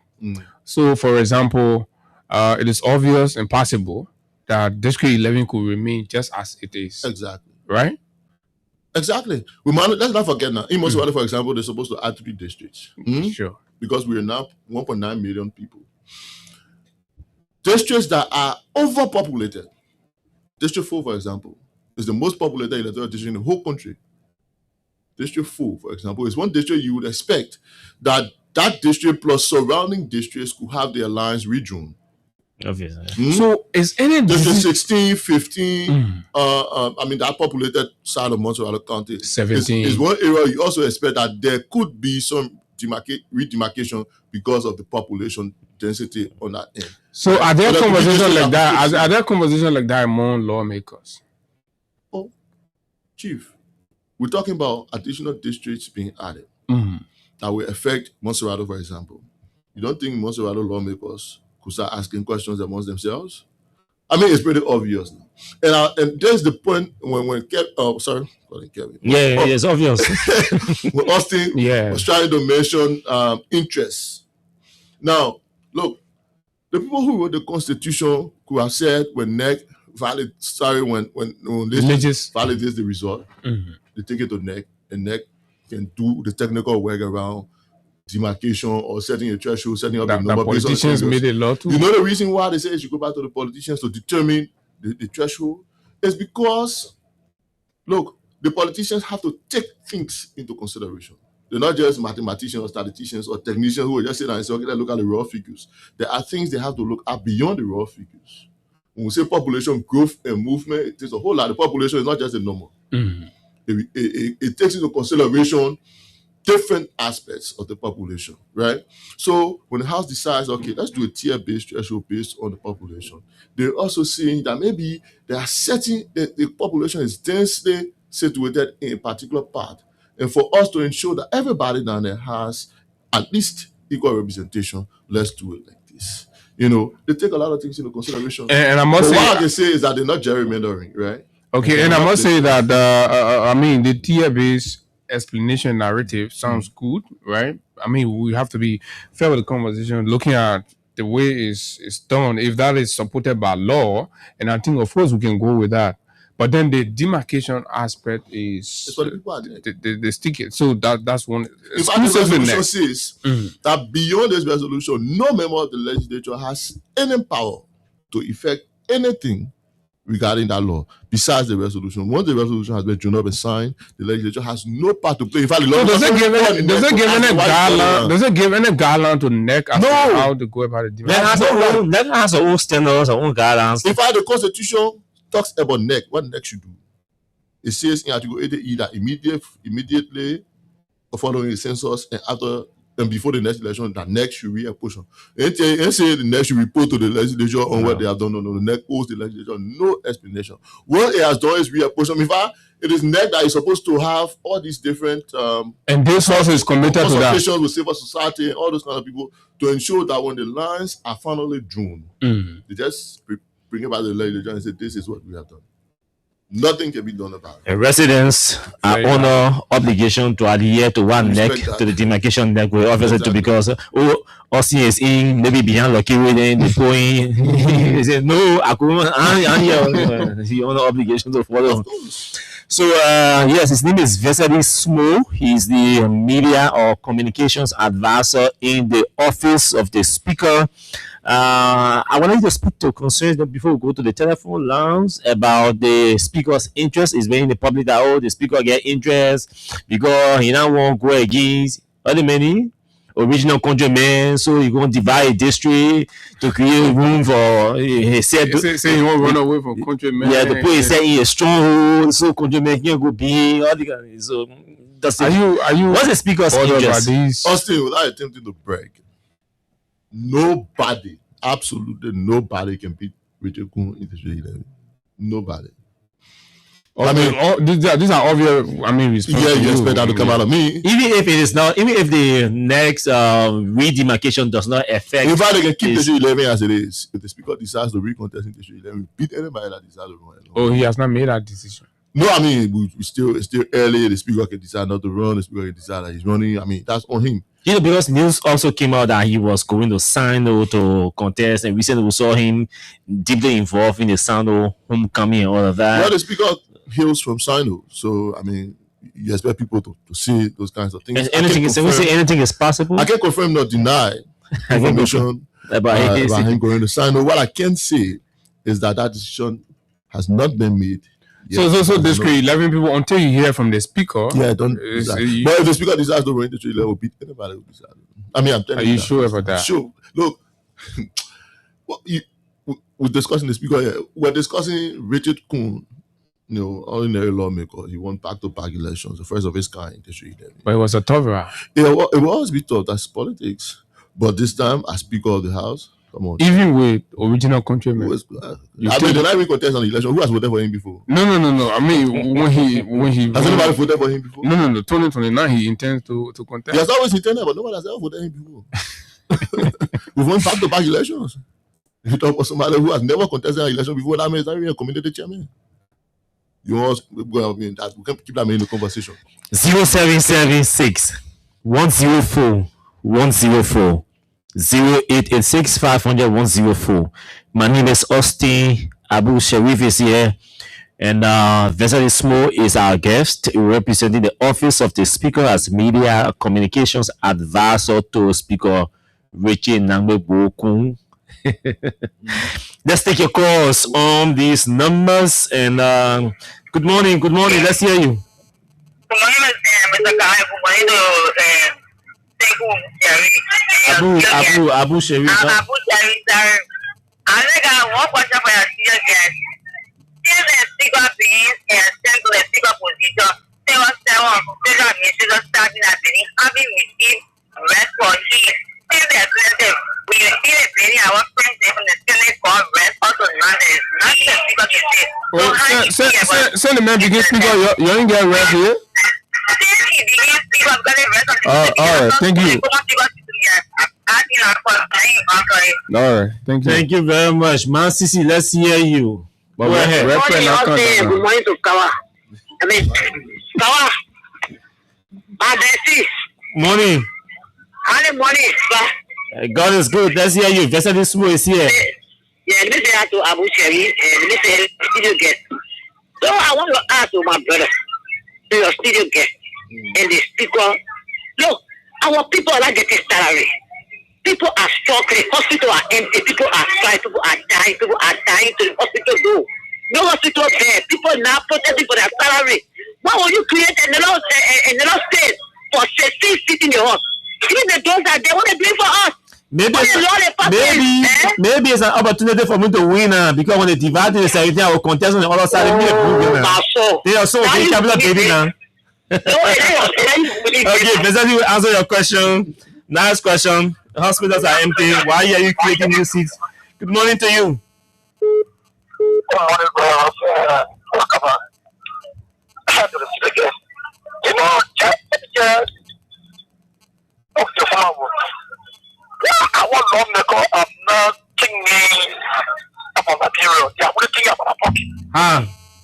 You see, more connect to the field country. When a woman is saying you go to some government school, no seat. Eh? You go to some hospital, no hospital there.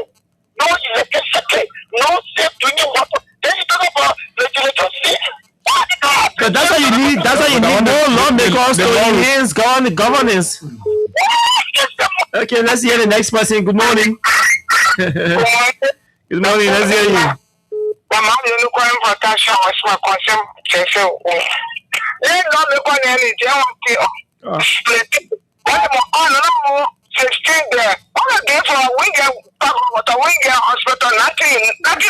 but they say the law said the population growing now, so they got to divide all again.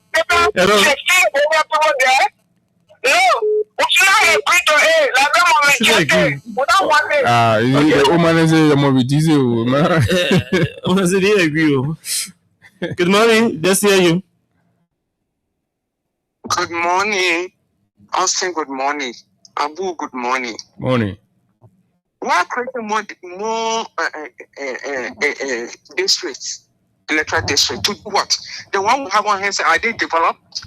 But you listen to the constitutional explanation from our guests. Are you not convinced by that? Yeah. I say let all develop the 72 we have on hand. Let develop, let roads touch every part of Liberia. Let road touch every part of Liberia.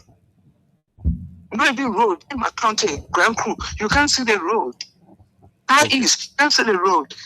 No development. Everything that in every country should go to other country. Everything that in every district should So I want to say they will not test Grand Crew now. Grand Crew, they will not test it will remain like that. Okay, but the next day, if they do not test Branco, next day, they do not test Sano next day, they do not test Riverside next day. What creating more? They better develop. We're talking about development. They didn't use the money to develop. All right, thank you. No, we don't want more credit. Thank you very much. Eugene Jebo, go ahead. Yeah, thank you, Abu. Thank you so much. And let me say good morning to Austin and to your guests. Abu, you see how the public is rejecting the proposal being made by the lower house. It clearly tells you that the lawmakers, specifically the representatives, are not in the interest of the Liberian people. And besides that, you know, there's the same media consultant who appeared on your show at one point defended the speaker that you're legitimate, and at the end he misled the audience, he misled the public. But we finish passing by that one, and the men the NFO went to election, the man legitimately won the election. So he should not be the one even telling all about law, because the first appearance he made discussing the legal issue about the horse, he misled us. Oh, okay. So, all right. Thank you very much. But any message begins speaker. Yeah. So hello, good morning.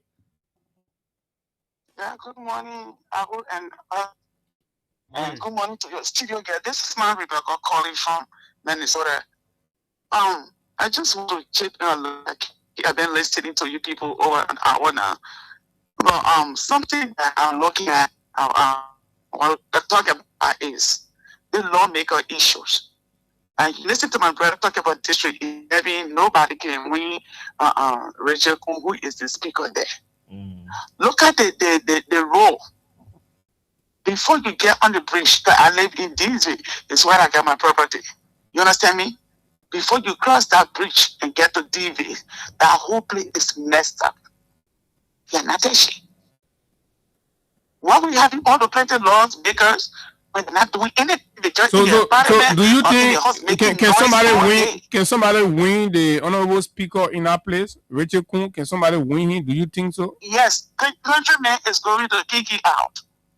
So he needs to find. That's why you want to find another avenue. To be very frank. Okay. That's my district. District 11. Okay, so you are a constituent of the district, so it's fair enough. Thank you. Thank you. Let me squeeze morning. You got somebody?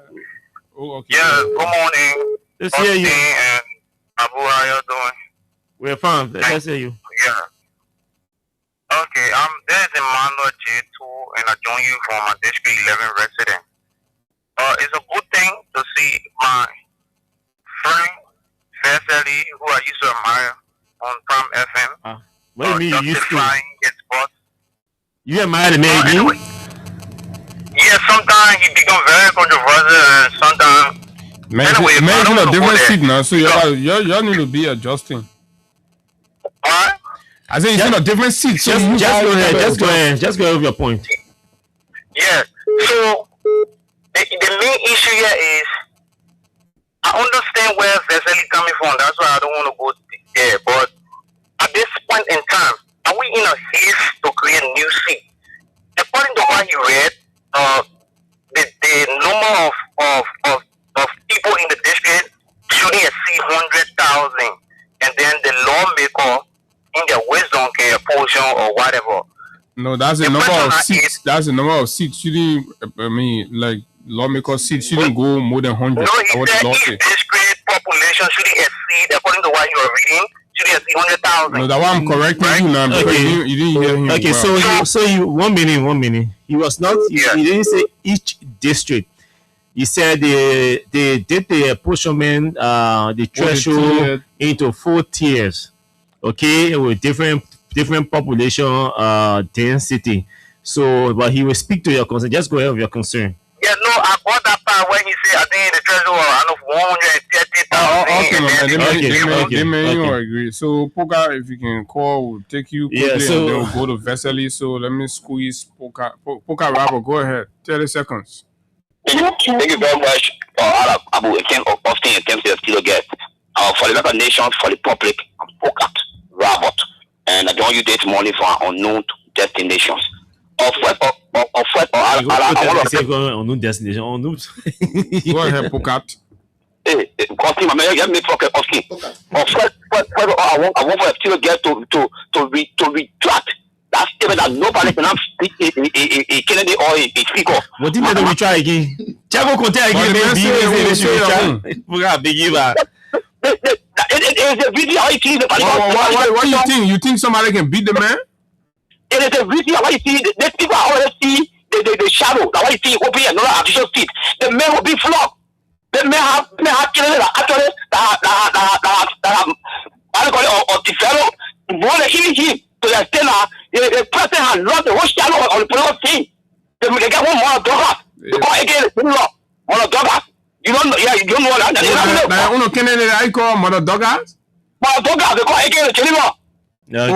Okay, so you think General will beat the speaker?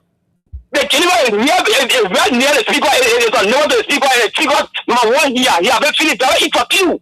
Tell the General how the speaker feels a keeper, man. The man gets this again. The man has run the whole team. Okay, we'll see. That is your ward versus the speaker office, and of course we'll see what happens turning to the number. Basically, those are the I'm sure you can respond to the concerns, like the concerns about the decision taken by the House and the other political one. You can treat it the way you want to treat it.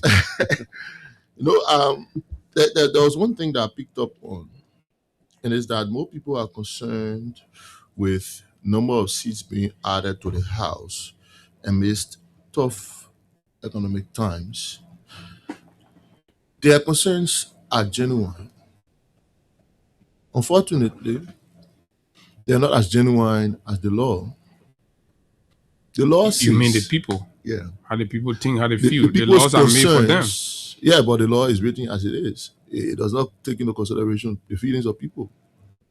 The law says that when the population grows, we should increase the number of representatives we have. That is what the law says. It's not the 55th legislature that decided that, not the 52nd or the 54th. The people who wrote that law wrote it in 1986. Some of them are still around. People should ask why they wrote it like that. But that's what it says.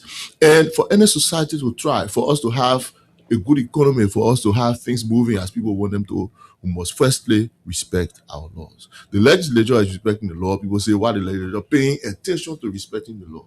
Well, they have no option. They must respect the law. They are lawmakers, so they must respect the law. The same law says you should care for the welfare. No, yeah, but the same law that says that, we should out of the sea. So let's respect all the laws. We're respecting this one, we respect the other one as all go in line. But why are you putting it on first? The next point I'm making here, because that is what it's in their purview to do now. Okay. Is the executive that decide that basically directly responds to the well-being of the people. Let's talk about people asking questions about the implication of additional seats on development. Well, people don't see it. Well, as it is now, let's give a practical example quickly. If each lawmaker receives 40,000 for district development fund, and say, let's take Bernard Benson, for example, in District 17, see how vast District 17 is with the population. If you give Bernard Benson 40,000 per year, and he decides to build a bridge that will cost maybe 120,000 or 160,000 in one community, it will take 4 years of the district development fund for District 17 that will only benefit one district, one part of the district, while the rest of the other parts of the district will be left alone because the only money he has to develop that district is 40,000. If the number of seats increase, it will reduce the population size so that at least one lawmaker is catering to maybe only 5 or 6 communities. Then you have 2 lawmakers there. Yes. So it means that if you share the money on the 2 lawmakers, while development is ongoing in this part of the district, that other lawmaker is also carrying out development in that part of the district. When the people say equal representation under the law, that is basically what they're trying to say. Because development will trickle down evenly if lawmakers are at least representing proportionately the number of people that are existing in the country. On the District 11 issue, I mean, we can go on, everybody will have their say, but the honest truth is that the records have shown that Rachel Kuhn was an ordinary Liberian citizen, won that district in 2017, won it as a lawmaker in 2020. But the fact is that your position is being contested. It has always been contested. By members of the and the fact that he is now the Speaker of the House, and just to make this clarity before we go, it is not the Speaker that decided that they should do new districts because, quote unquote, he wants to do demarcation and stay on the sides. It's the law. In fact, it's not the Speaker that will decide where they will join the land. The people at NEC will make that decision. And when that decision is made, regardless of where the Speaker will fall, regardless, the Speaker will beat anybody face down. That's a fair posting. Okay, there's more. And folks, that's all the time we've got to be here. We're going to be here tomorrow, obviously, to talk to you more about other issues. My name is Abu, and this is how I like to take leave of you. When they were coming, they said they were liberate. The Speaker will beat anybody face down. Thanks to you, Vesely. Thanks to Abu. Thanks to all of you for following us and watching us this morning. Until we see tomorrow, by God's grace, my name is Austin Kawa. Do have yourselves blessed moments in your respective areas. Our children, freedom fighter, you destroy our country.